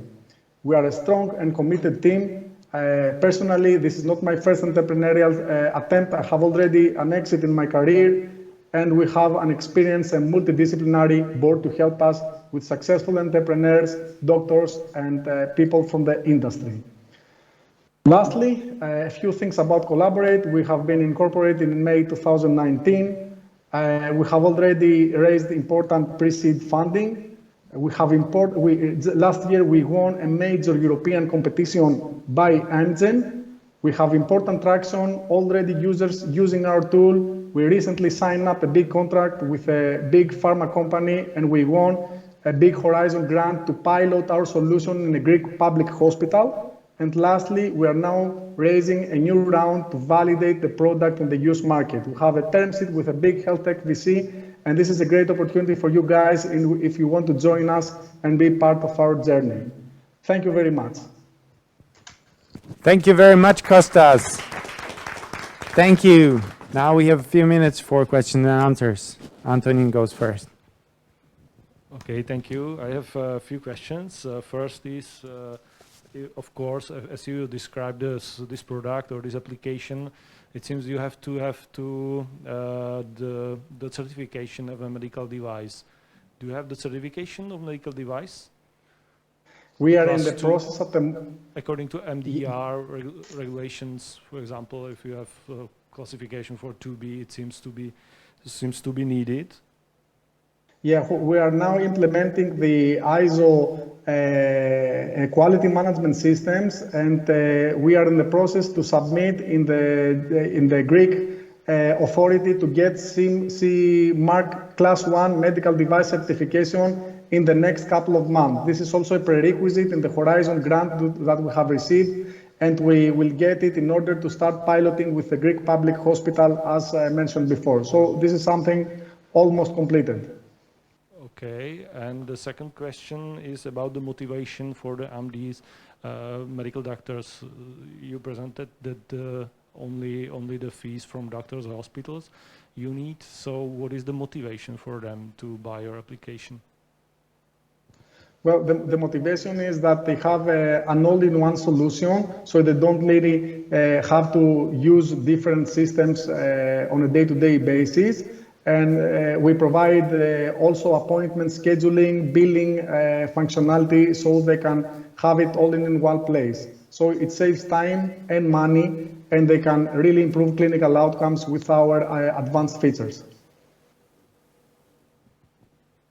Thank you. Jan goes next. Kostas, thanks a lot for pitch. Actually, now please understand this question like as from, let's say, possible investor. This part that I'm not, but imagine it like that. You are you made the exit, okay? So you can be seen as a serial entrepreneur. Why actually did you in 2019 establish this startup? What was the motivation of you as a serial entrepreneur to do it? Well, I started my career as a business consultant in a big Ford company in the healthcare sector, so I had really a good experience of the sector. And in 2011, my father was diagnosed with cancer, so this made me start to think how a chronic disease patient with a major illness can have a better understanding of what's going on through a better collaboration with their doctors. So this was the primary motivation to start again and capitalize all my experience from my previous startup in an industry that is desperate for innovation and new solutions.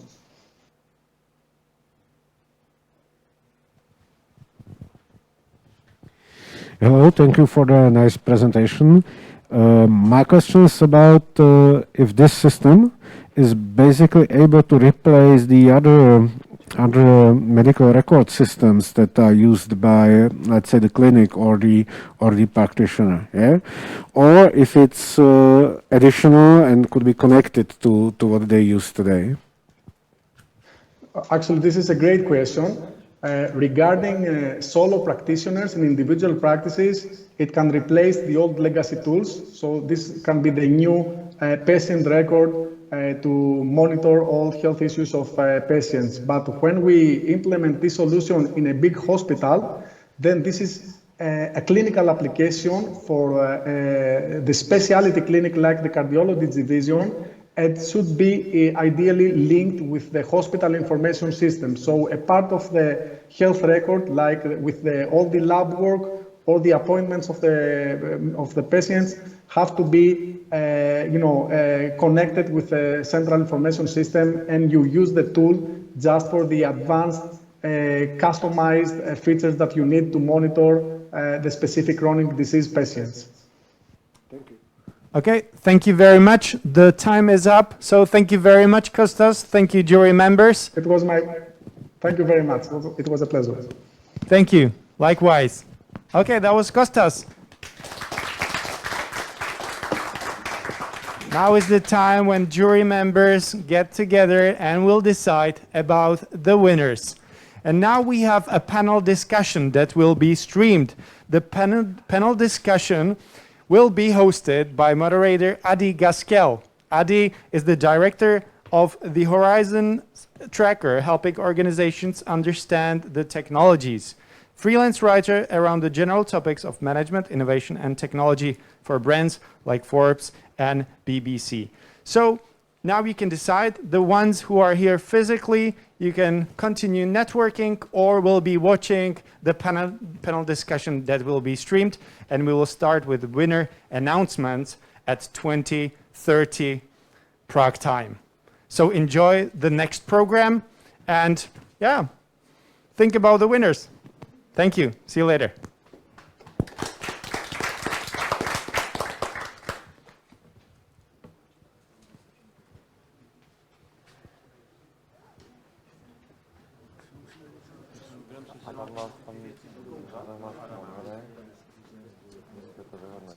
So I think you've still got a gap in the market there, Lukasz, if you wanted to go into it. But I think there's plenty for the judges to deliberate over. And while they do, I'm joined by some fascinating guests that have been brought together by CE Connector ASIF, who helped to build bridges for early stage investments in Central Europe. It's obviously been a fascinating 18 months. From a healthcare perspective and from a digital perspective more broadly. So I'm really keen to start things off by understanding what kind of changes you've seen in the health tech landscape over the past 18 months. Caroline, if I can begin with you, if I may, because you've got a fascinating background with your role at Enjoy Santé, is that Santé?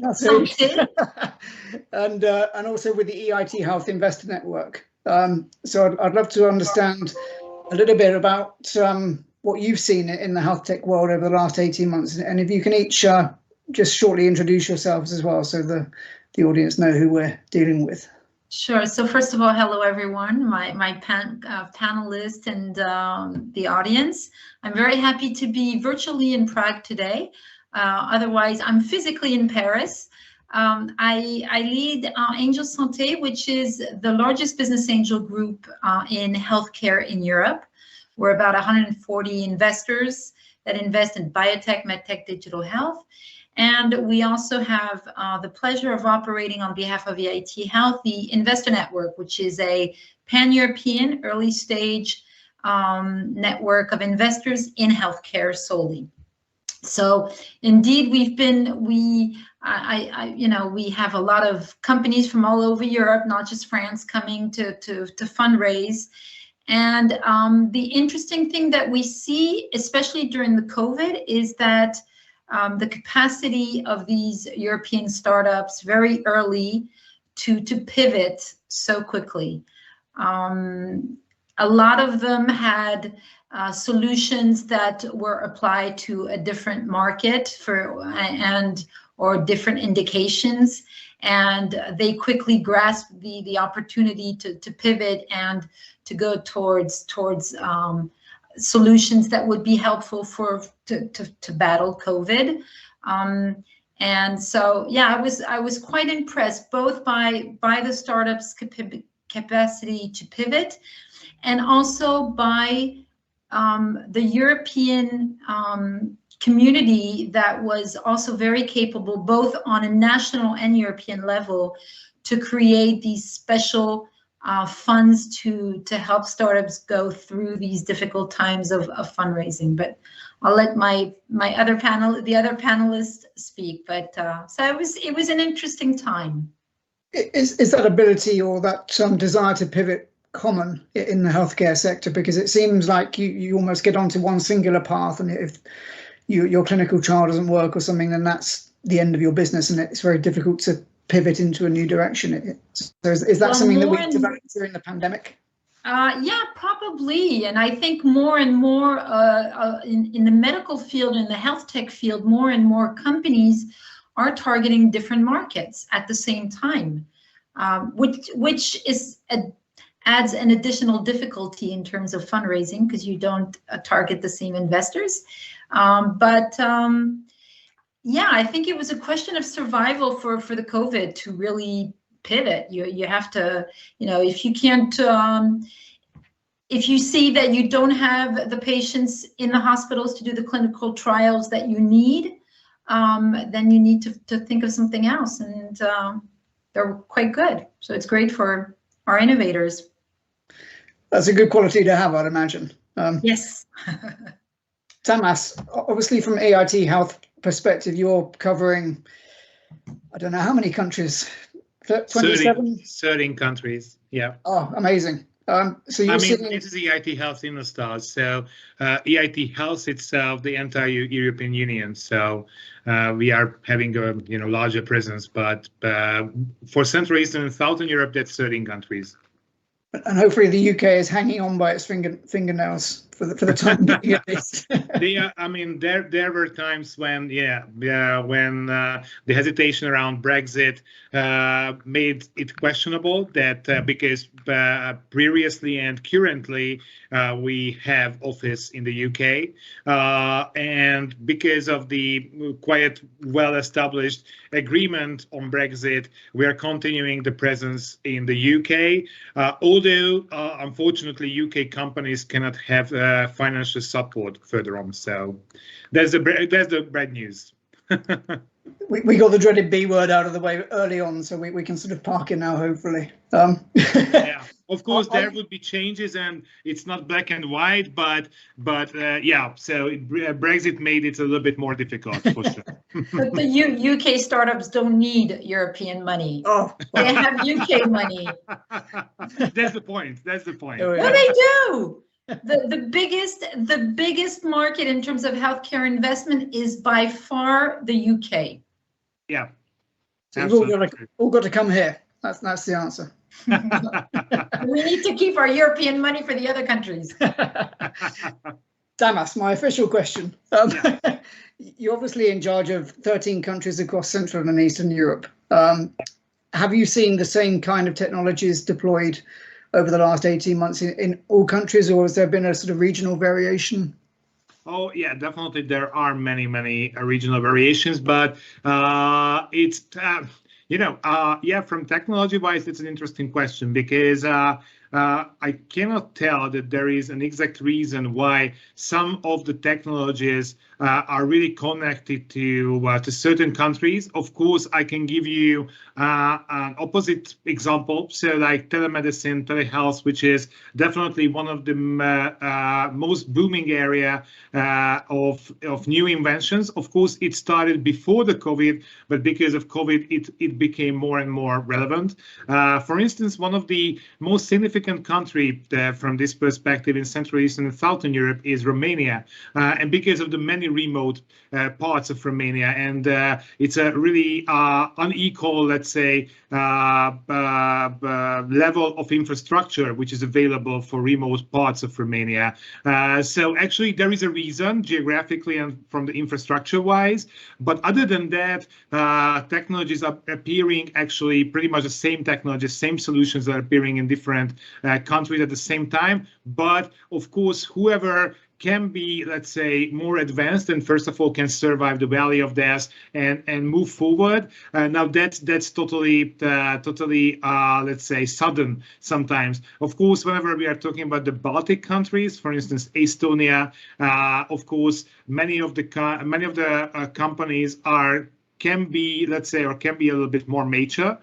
So more mature companies are coming out from the Baltic states. But just recently, the first unicorn from Central, Eastern, and Southern Europe, because definitely they are most connected to the Southern, is coming from Portugal. So the first healthcare unicorn is actually coming from Portugal. So that's really various. We can say that there are still differences between the countries, although we are talking about the same region, but of course 13 countries, so that's really various. But the good news is that EIT Health itself is strongly contributing in this process, that the knowledge sharing, the knowledge transformation between the countries are happening.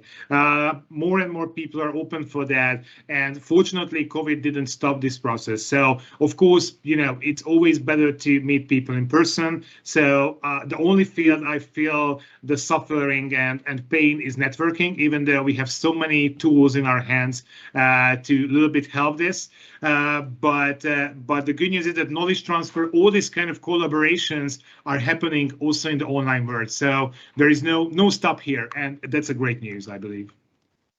You don't have to worry about being on mute when you're meeting in person, which is blessed after the last 18 months. Yes, definitely.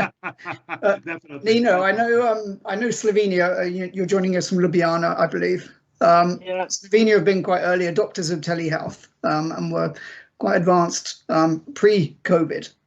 Were you able to build on that as a country during the pandemic, and has telehealth really sort of taken off as a result of the pandemic?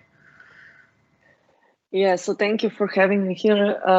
Yeah, I think that in Slovenia some major shifts happened during the COVID. Actually, they were provoked by the COVID, but nevertheless, we were quite active in the health area before. I think that one moment happened, which is really important, not just in Slovenia, but also, let's say, in Europe as such. Suddenly, with the adoption of going digital, being online, everyone started to wait for product market fit from the startups, and not the opposite, like usually it is. Now the startups usually are struggling how to do the product market fit, how to teach generation or potential buyer or customer to adopt their new idea because it's so revolutionary.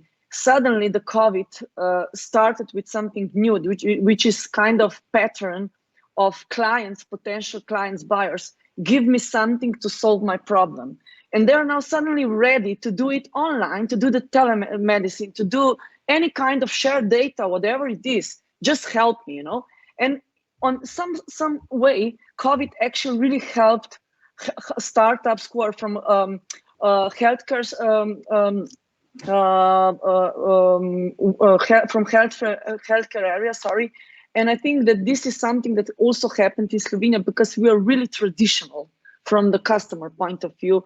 We really like to have this personal touch. We would like to have everything controlled as such.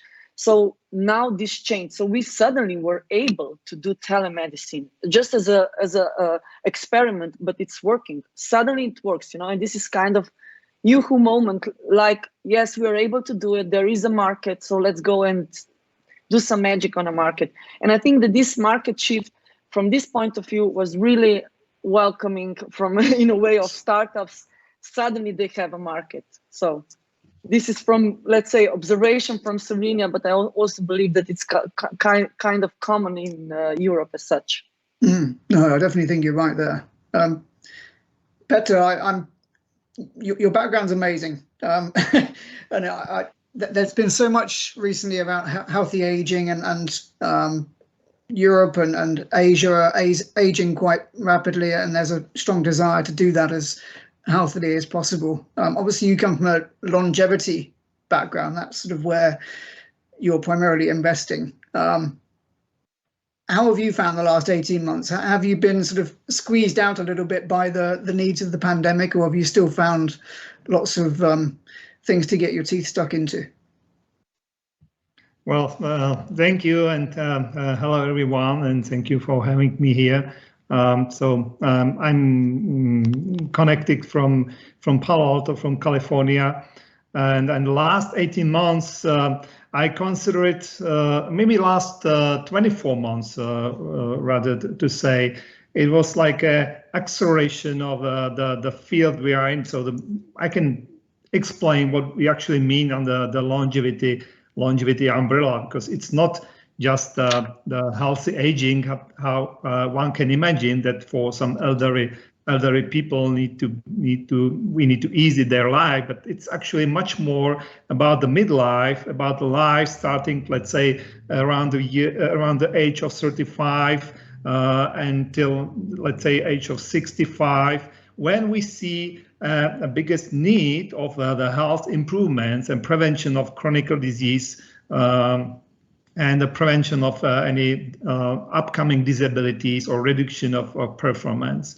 So under the longevity, we consider everything which should actually, all the technologies or approaches capable to prolong or extend this midlife period of life, when you still keep your activity, your production, your happiness, and compress this latest comorbidity period of your life.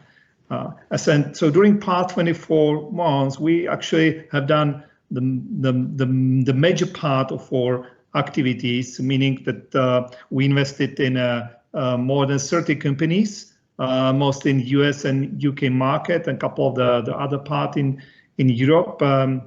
We have built an amazing ecosystem around these companies and other investors in this field.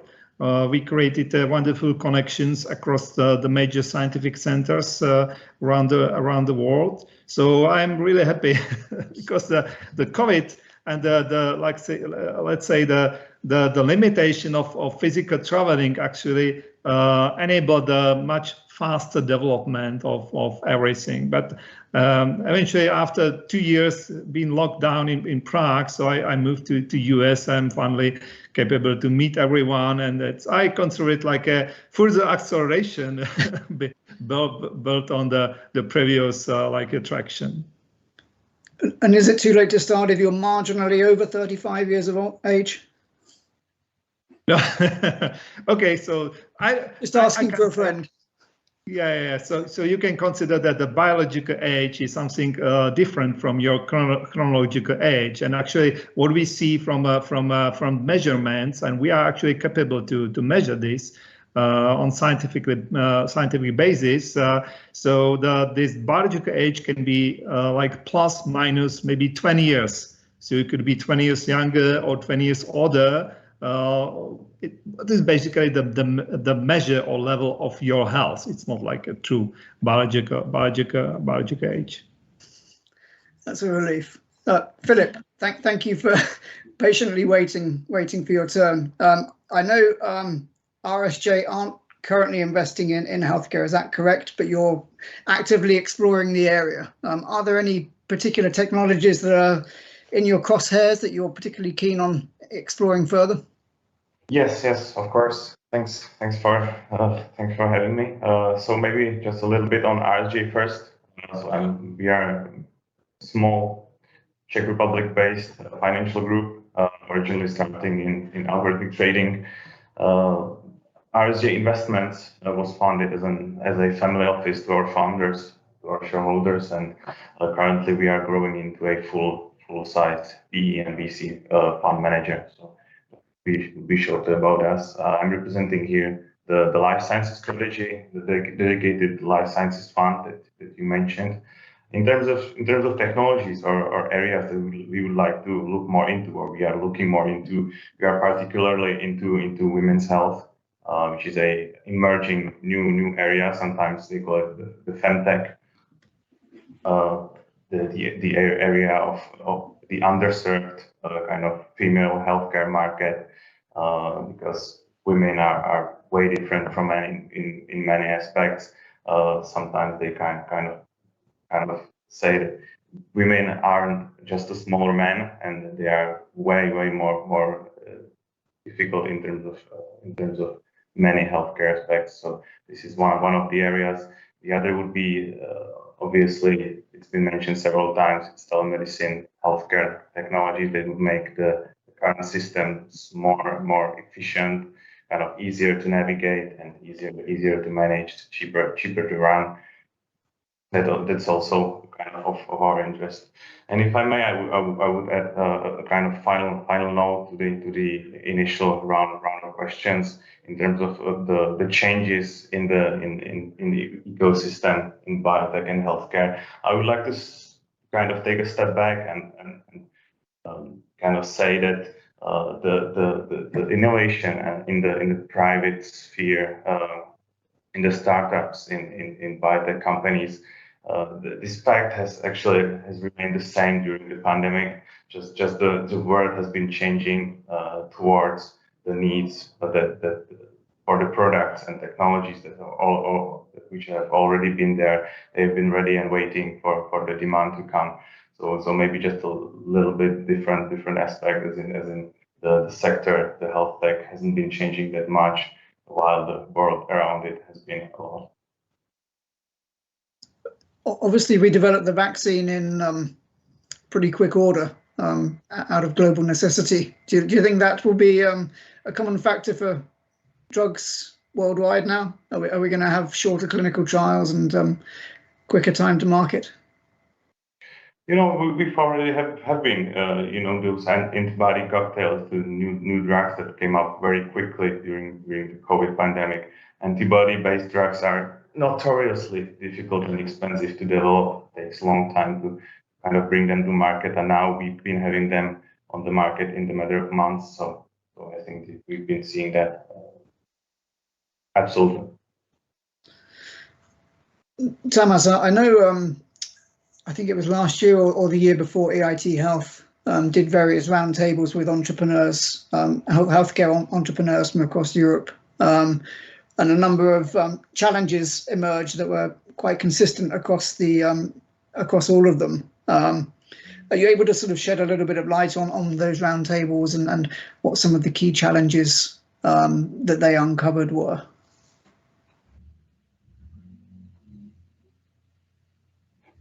You've got to say it, but I think you're on mute. Oops, sorry. Magic. So first of all, of course, it's important to make distinguishment between European and regional problems, because of course there are certain, let's say, region-based issues. Like if we're just concentrating our region, of course, access to finance is still something, even though there are many European funds, private funds. So in my view and my experience in the past few years, this is the golden era for startups. So being a startup, it's a quite lucky situation in my view. Although still in our region, access to finance is still something which we can assume is a difficulty or challenge. But on a European level, so actually, and especially if we are just focusing on the health domain, the unsynchronized development of product and service versus the business part is still an issue. So actually, it's kind of social, cultural, education-based problem, but also connected to the culture of startups.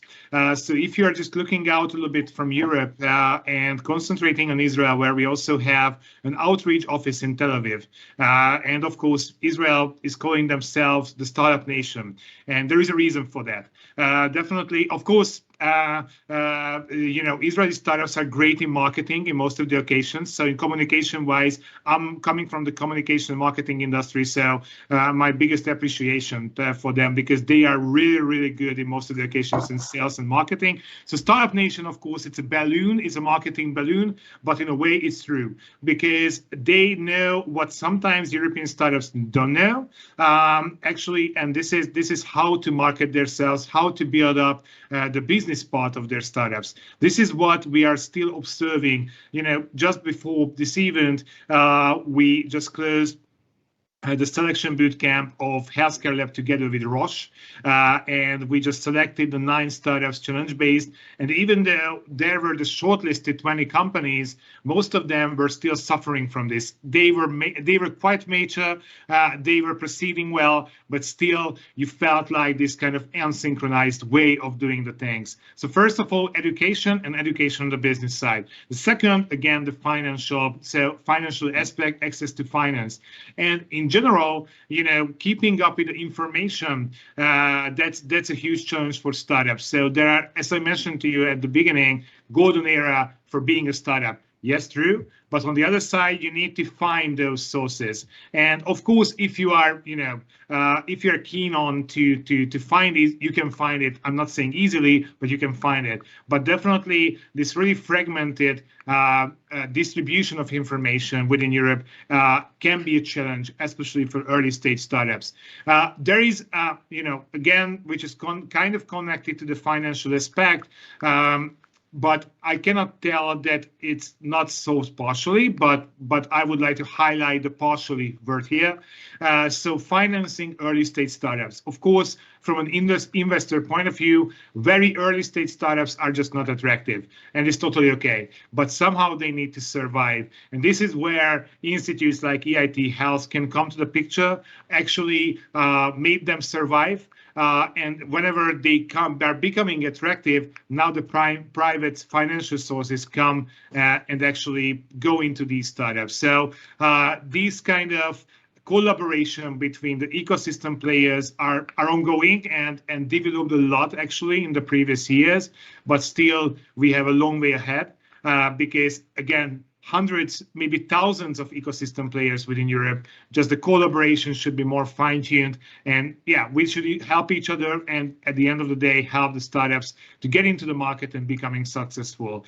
Innovation performance compared to the world average is improving. So that's a good news for Europe in general. Actually, we are about the US for now, but still time to market actually, it's a huge challenge because of the heterogeneous regulation and cultural scheme of Europe. That's if you are comparing just the United States, that's a huge difference. If you are a US startup, first of all, you can get easier the money, and then it's like in 10% of the time, like the European companies are getting to the market, you can get into the market. So time to market is something we definitely need to work on, and also the common, or let's say more homogeneous regulation within Europe. Otherwise, we are still different countries, and whenever somebody would like to enter to your country's market, it's like entering the US market. And why should you do it if you can do it in the US, for instance, because it's a huge market. So many things should be aligned within Europe. And that's how it's not just, referring to the startup's life, but I believe all of our lives. So yeah, these are the biggest challenges I can tell you. Yeah, it was interesting. I'm listening to the pitches earlier that the time to market was often several years for startups, which is quite a break from the lean startup model of creating a minimal viable product and then almost bootstrapping it in the early days. Nino, I know we've spoken offline about some of the other companies that you've been working with in other sectors. Do you think that elongated time to market that's quite common in the healthcare sector makes it a very unique beast, or are there sort of crossovers between how startups operate in other industries and in healthcare? So what I would say first, I would go one step back, and I would say that the most important within healthcare is to distinguish two verticals. We have healthcare startups with solutions who are kind of, let's say, ICT-oriented software and easy products that are non-medical products. On the other hand, we have startups who have clinical trials. Those are taking time to market. It's really like 5 to 7 years or even longer. The ones who are in the ICT vertical, it's really easy. It's like all the others. It's the same. It's just about if you're targeting the right customer. The problem that I see within those time to market, within the clinical trials startups, is that they are not supported in the right way. Especially if I may say from Slovenian point of view, we do not support startups that are really in early stage. And this is the problem, huge problem, because they are lacking of not just money, but they're spending a lot of time searching for investment, not focusing on a business, clinical trials as such, and developing the solutions. And we are actually lacking of ticket size between 500,000 and 3 million. And it's not just Slovenia, it's a regional problem, So meaning that the point how to support them is not just financial one. We are lacking of the structure, how to support clinical trial startups, because they need also entrepreneurial experience. So including ERR, so entrepreneurs in residence, help from the industry, like big players from the industry, that they can help them with pilots, with testing, with clinical trials help, etc. So this is the gap that we are actually really seeing in Slovenia and regionally within these types of startups. The others are in the same level, like all software solutions, B2B, etc. Caroline, I'm curious to just pivot back, if I may, to your comment at the start about the importance of startups being able to pivot into new areas and sort of reconfigure where their strategies going. I was reading a report from Cambridge University this morning for the WEF, and they were sort of highlighting that as a key capability for startups to develop. Obviously, as an investor and somebody who supports a lot of startups, that's perhaps not seen as something that is ordinarily part of your remit to provide that kind of assistance or that capability. But is it something that you're increasingly providing, sort of strategic and operational support?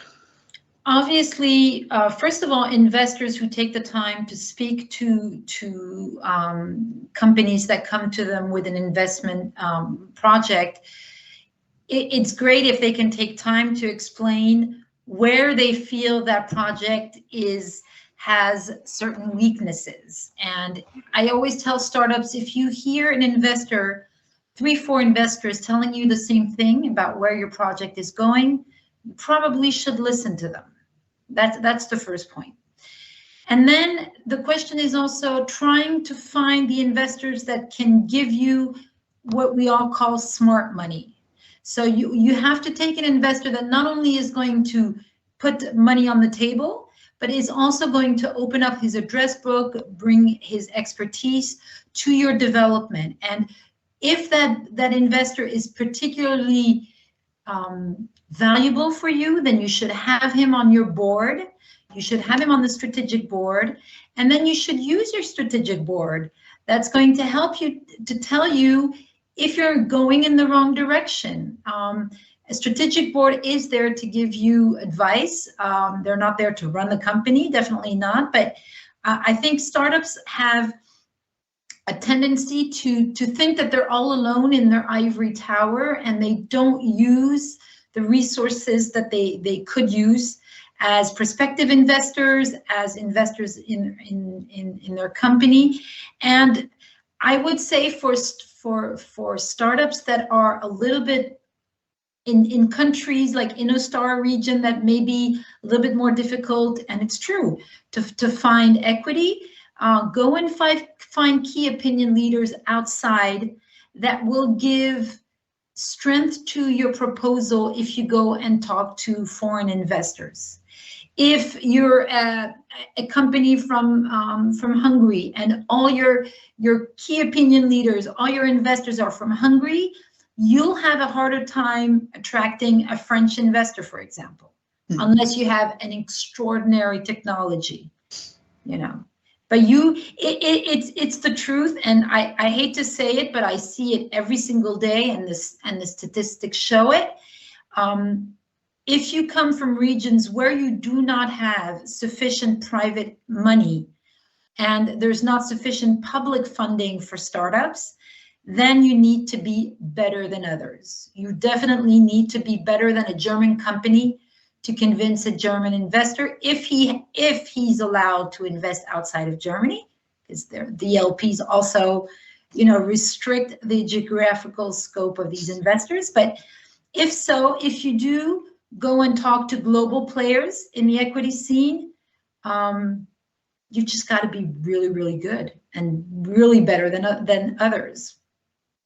So, Philip, how are you tackling that as a VC based in Czech? Are you sort of partnering internationally? Because I know from conversations across EIT Health that selling internationally, even within the EU, it's tough. There's different remuneration policies, different legislation, and having local knowledge is really valuable for a startup that does want to operate internationally.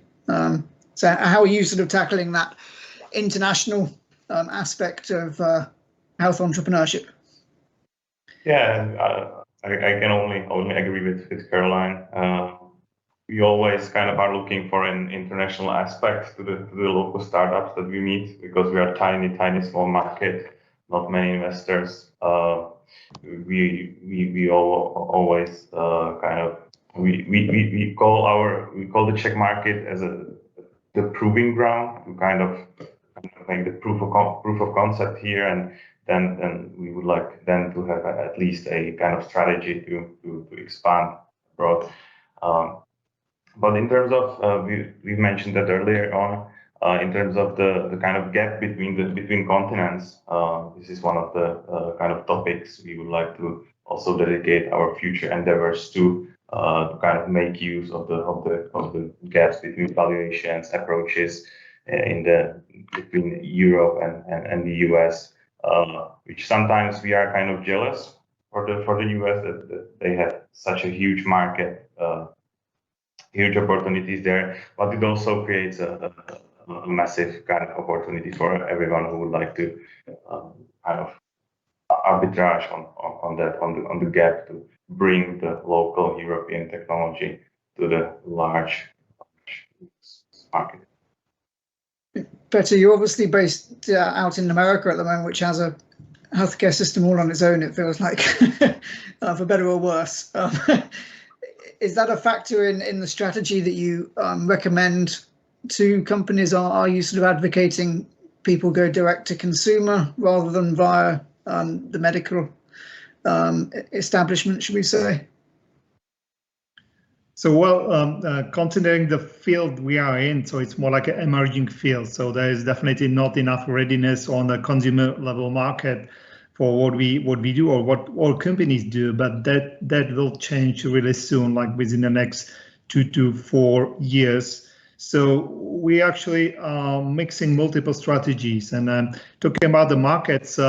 We are on top of some like a bigger mission, so we are not like supporting one market or European market or other market. We support these early stage companies, and having an entrepreneurial background myself, like for 33 years. So I really understand the issues, and especially the issues this very early stage company. So probably the most of all companies in our portfolio are very early stage, and we provide, as Karin mentioned, exactly this type of a support, not just the money.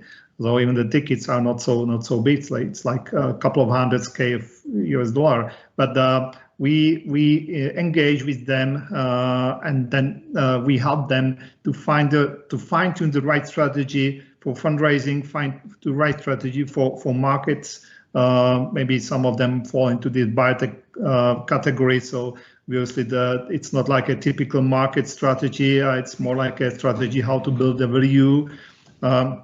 But for that, we have built an interesting lineup of advisors, and we open we call it longevity incubator here in Palo Alto. So we actually support companies to come. So maybe I consider Europe as a great place for doing the science or developing the products, but absolutely terrible place for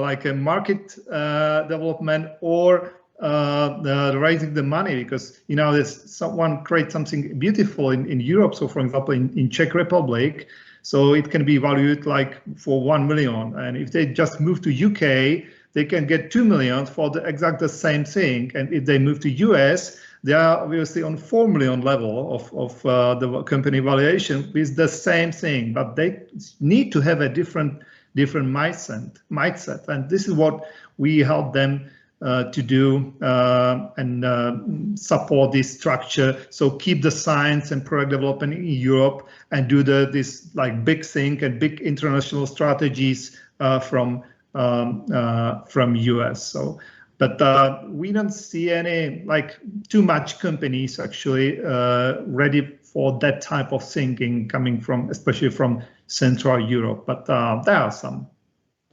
Why is that difference? Why are we good at the science but not so good at the business? Is that because of the single market still being a little bit fragmented in terms of selling internationally?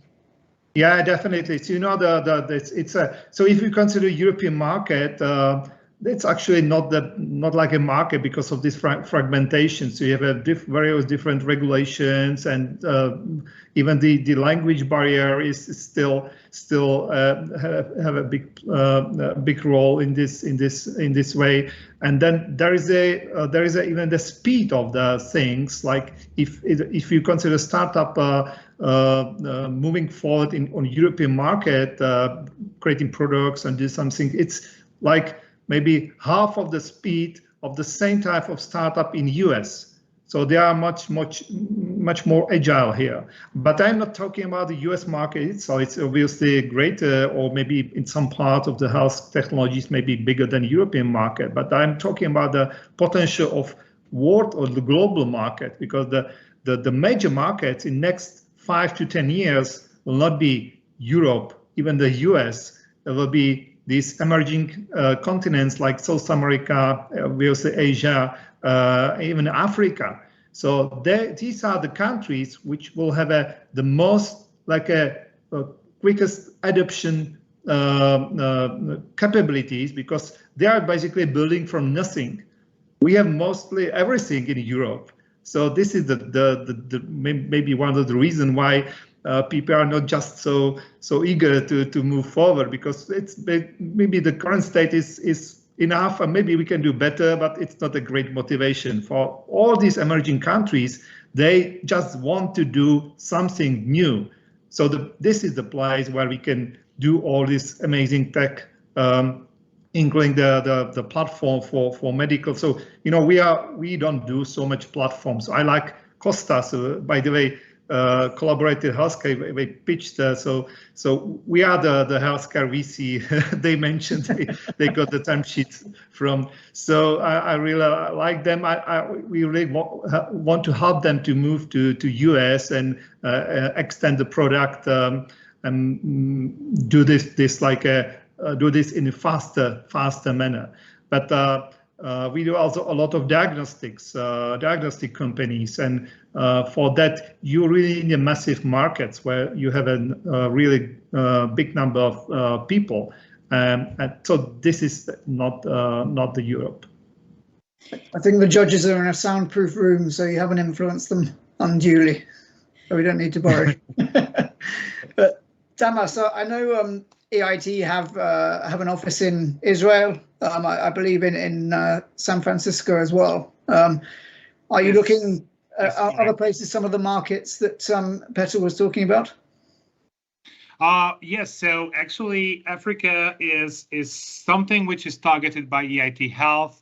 Of course, so yeah, I read many analysis about the African market, and of course I absolutely agree with Peter that there is an opportunity there. Of course, I believe that that was kind of common conclusion that at the moment we have more questions than answers in case of Africa, that how it would work as a market, how it would work also as a kind of supply from talent's point of view, because definitely EIT Health would like to supply, support the talents from Africa, because we are also opening some hackathons there where talents are coming, they're dropping their ideas, and of course there are so many specific circumstances in Africa which is making people there to react more wisely and practical than for instance the Europeans, because they are facing definitely different issues than we do.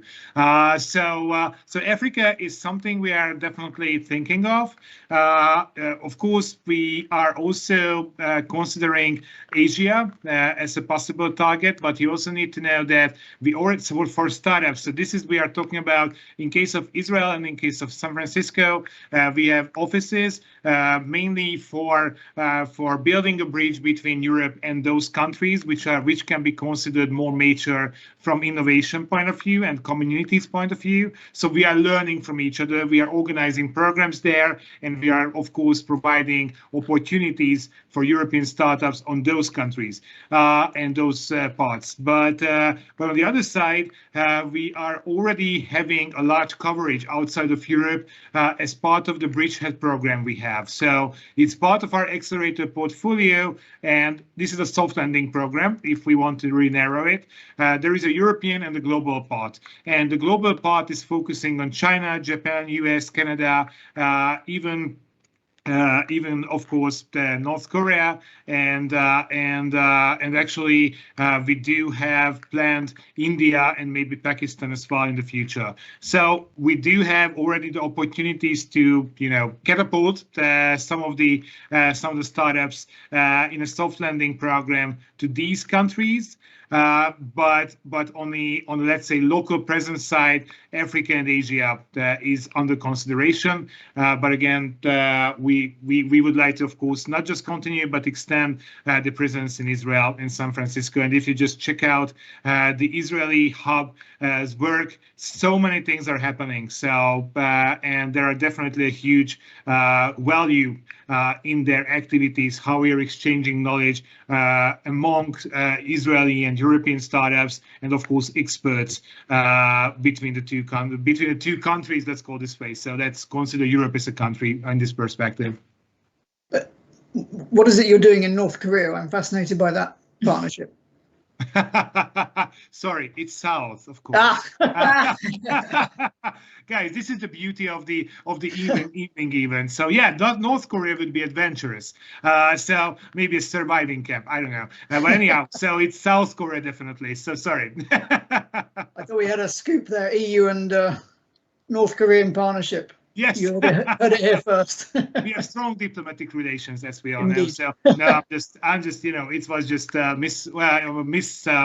Let's go this way. Definitely, I meant South Korea. I've heard from the judges that they're nearly finished with their deliberations. So I always like to finish any panels that I moderate with a Twitter round, whereby I challenge you all to sum up something you would like to see in the medtech world in 2022 in however many characters you're allowed in a tweet now. Is it 240 Yes, it I seems to believe change that. all the time. Absolutely. You can use an animated GIF if you can figure out how to do so. But I'm going to start with you, Petter. We'll go clockwise as you appear on my screen. So Petter first. So the question is, what I would like to see in 2040? 2022. 2022. Okay. So I have no problem to imagine. I think I'll be long gone by 2040. So 2022. So I would like to really see a growing kind of a consensus of what we call biomarkers of health or biomarkers of aging. So we have multiple technologies right now. How to do this like a diagnostic, which is not really the diagnosis of some specific disease or condition, but the diagnosis of all health.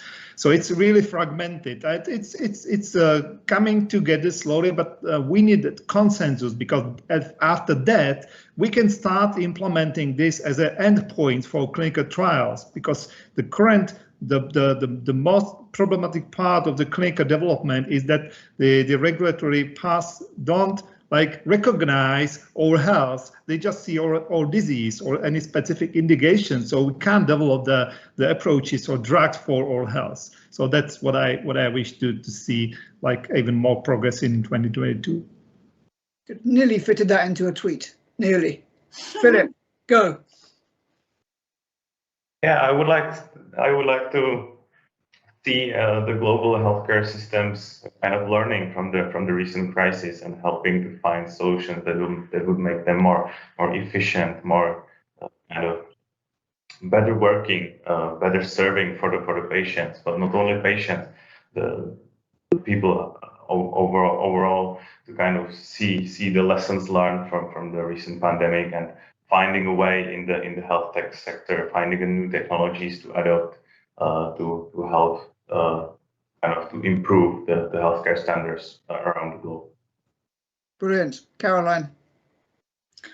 Well, I'm sorry we didn't speak more about regulators, but if I had a wish, which is just a wish, it won't happen, it would be to step back from the new medical device regulations, which makes market access a lot more difficult. The Americans are doing it, are doing the FDA, the fast track for the medical devices, when we're making it more difficult. So regulation is fine, protecting the patient is great, but regulation should not kill innovation. Brilliant. We'll all cross our fingers or hold our thumbs or whatever we do for that. Nina. Okay. Yes, so my wish is more research oriented, and I would say that I wish in year 2020 that researcher will get more brave, not just doing researches and some clinical trials, but to start it to become more commercialization oriented, because we need more technology transfer from universities out on the market. Brilliant. Tamas, you get the final word. Yes, so I would join to the words of Caroline regarding the regulators, but from a different aspect. I truly hope that, my wish is quite ambitious, that more and more countries' reimbursement system will grow up to the level of innovation where we are at the moment, because especially in healthcare field, many of the innovations are just dying because they cannot get into the reimbursement system, or if they can, it takes years, why they are just simply not surviving. So we need to have a more flexible reimbursement system all over Europe, country by country, and a European level as well. So it seems simplification is the motto for 2022, hopefully. Yeah. Yes. I think we can do it. We've started here. Yes. Well, it's been fascinating talking to you all. Thank you very much for your time. I think we can hand back by the magic of technology to Lukasz now and see what the judges have come up with. Petter, good Thank luck. you. Bye, everyone. Pleasure. Thank you, everyone. Thank you. Bye-bye. Thank you to our moderator as well. Bye-bye. Yeah, bye. Thank you. Thank you very much to all. Thank you, Adi, for a great hosting. So welcome, everyone. Welcome back. Now I have already the these things in my hand, and there are the winners. The jury members, they look like it was tough. They look like it was like a tough decision. So once again, I would like to repeat that they were deciding in 5 areas: about the market potential, about the uniqueness of the solution, about the value proposition, about the team, and also how great the pitch was. Was it difficult, jury members? Sure. Yes, nodding the head. So now, here comes the 3rd place. So we will announce the 3rd place. And I would like to welcome Antonin here to join me on stage. And together we will announce the 3rd place. Are you ready, guys? So now I have the 3rd place here. So everyone, please make some noise. Bouncing, make some noise. And the 3rd place goes to Best Health for You. Best Health for You. Wonderful. So Best Health for You. We will wait for the team to get connected. Best Health for You.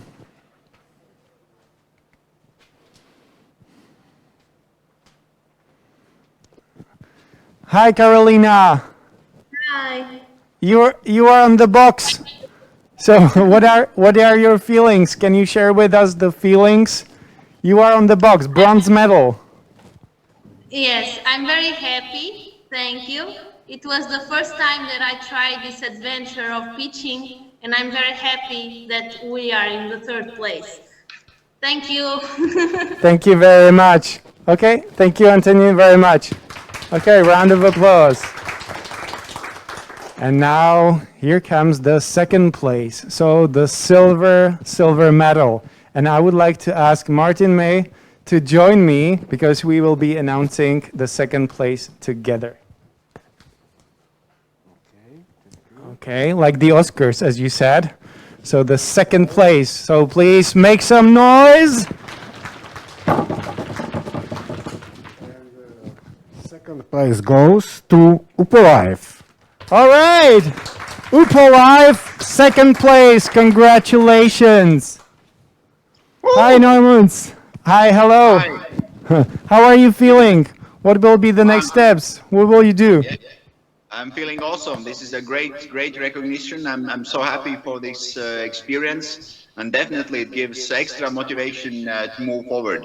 So I can start to celebrate. Thanks a lot. Perfect. Best of luck with creating the future, as you were saying. All right, nice job.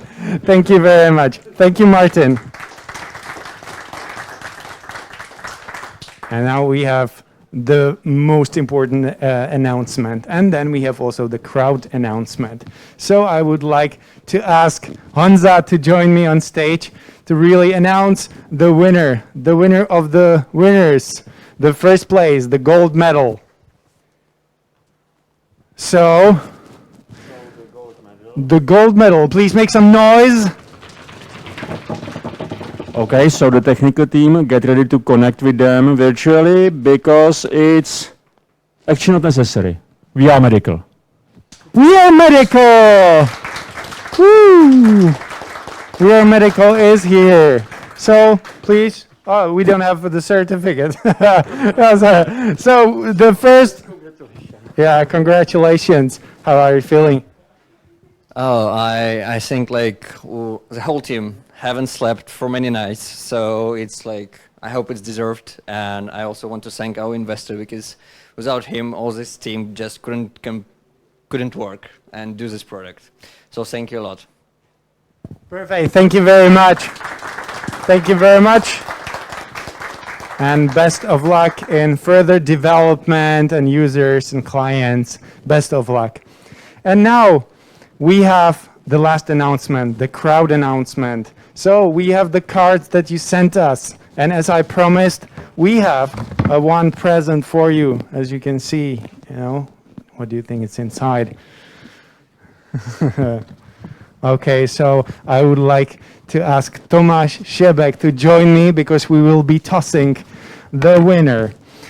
All right, so we have the cards here. I was looking at them, and the most popular technology of all was the teleport. You know, teleporting sick people to the hospital, teleporting doctors to sick people, teleporting the diseases themselves somewhere else outside the bodies, you know, so it was teleport all around. So I will make it like this, facing all the pictures down, and I will ask Tomáš to pick one for the crowd announcement, the audience announcement, the winner of the futuristic ideas. So, okay, Tomáš, can you do it? Two technologies I always believed in. One is nuclear fusion. A second one is teleportation. So okay, so please make some noise as well. I'm not sure what is that, but it's kind of F-food by Tom. By Tom. F-food by Tom. Is Tom here? Is Tom here? Doesn't matter, we can drink it. It's a So if Tom is not available, then we need to make another one. So Tom is not available? Okay. So we will make another one. Let's go for the next one. Okay, let's go for the next one.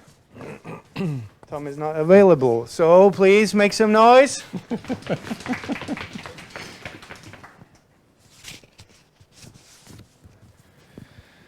And this one is by Michael. AR, VR operations. AR, VR operations. VR body. Congratulations. Congratulations. So congrats. Thank you very much. Congratulations. Would you like to tell us what it is? Well, augmented reality and VR-assisted operations. That's what I had in mind. And was it in the movie somewhere? Actually, yes, in some movies in the future. Okay. Not a specific one that came up into mind, but I had the picture in front of me, sort of, you know, that's the way operations might be happening in the future. Perfect. Thank you very much. Thank you very much. Round of applause for Michal as well. So thank you all for joining. I hope you enjoyed being offline and listening to great pitches, to great startups, to all the innovations that we'll be tackling, the challenges of the future. So today we completed the DemoDay of 4DigitalHealth Acceleration Program. I hope you enjoyed it, enjoyed the networking, and everyone who is watching us online, enjoy the rest of the days, okay? So thank you very much, and have a great rest of the day. Bye-bye.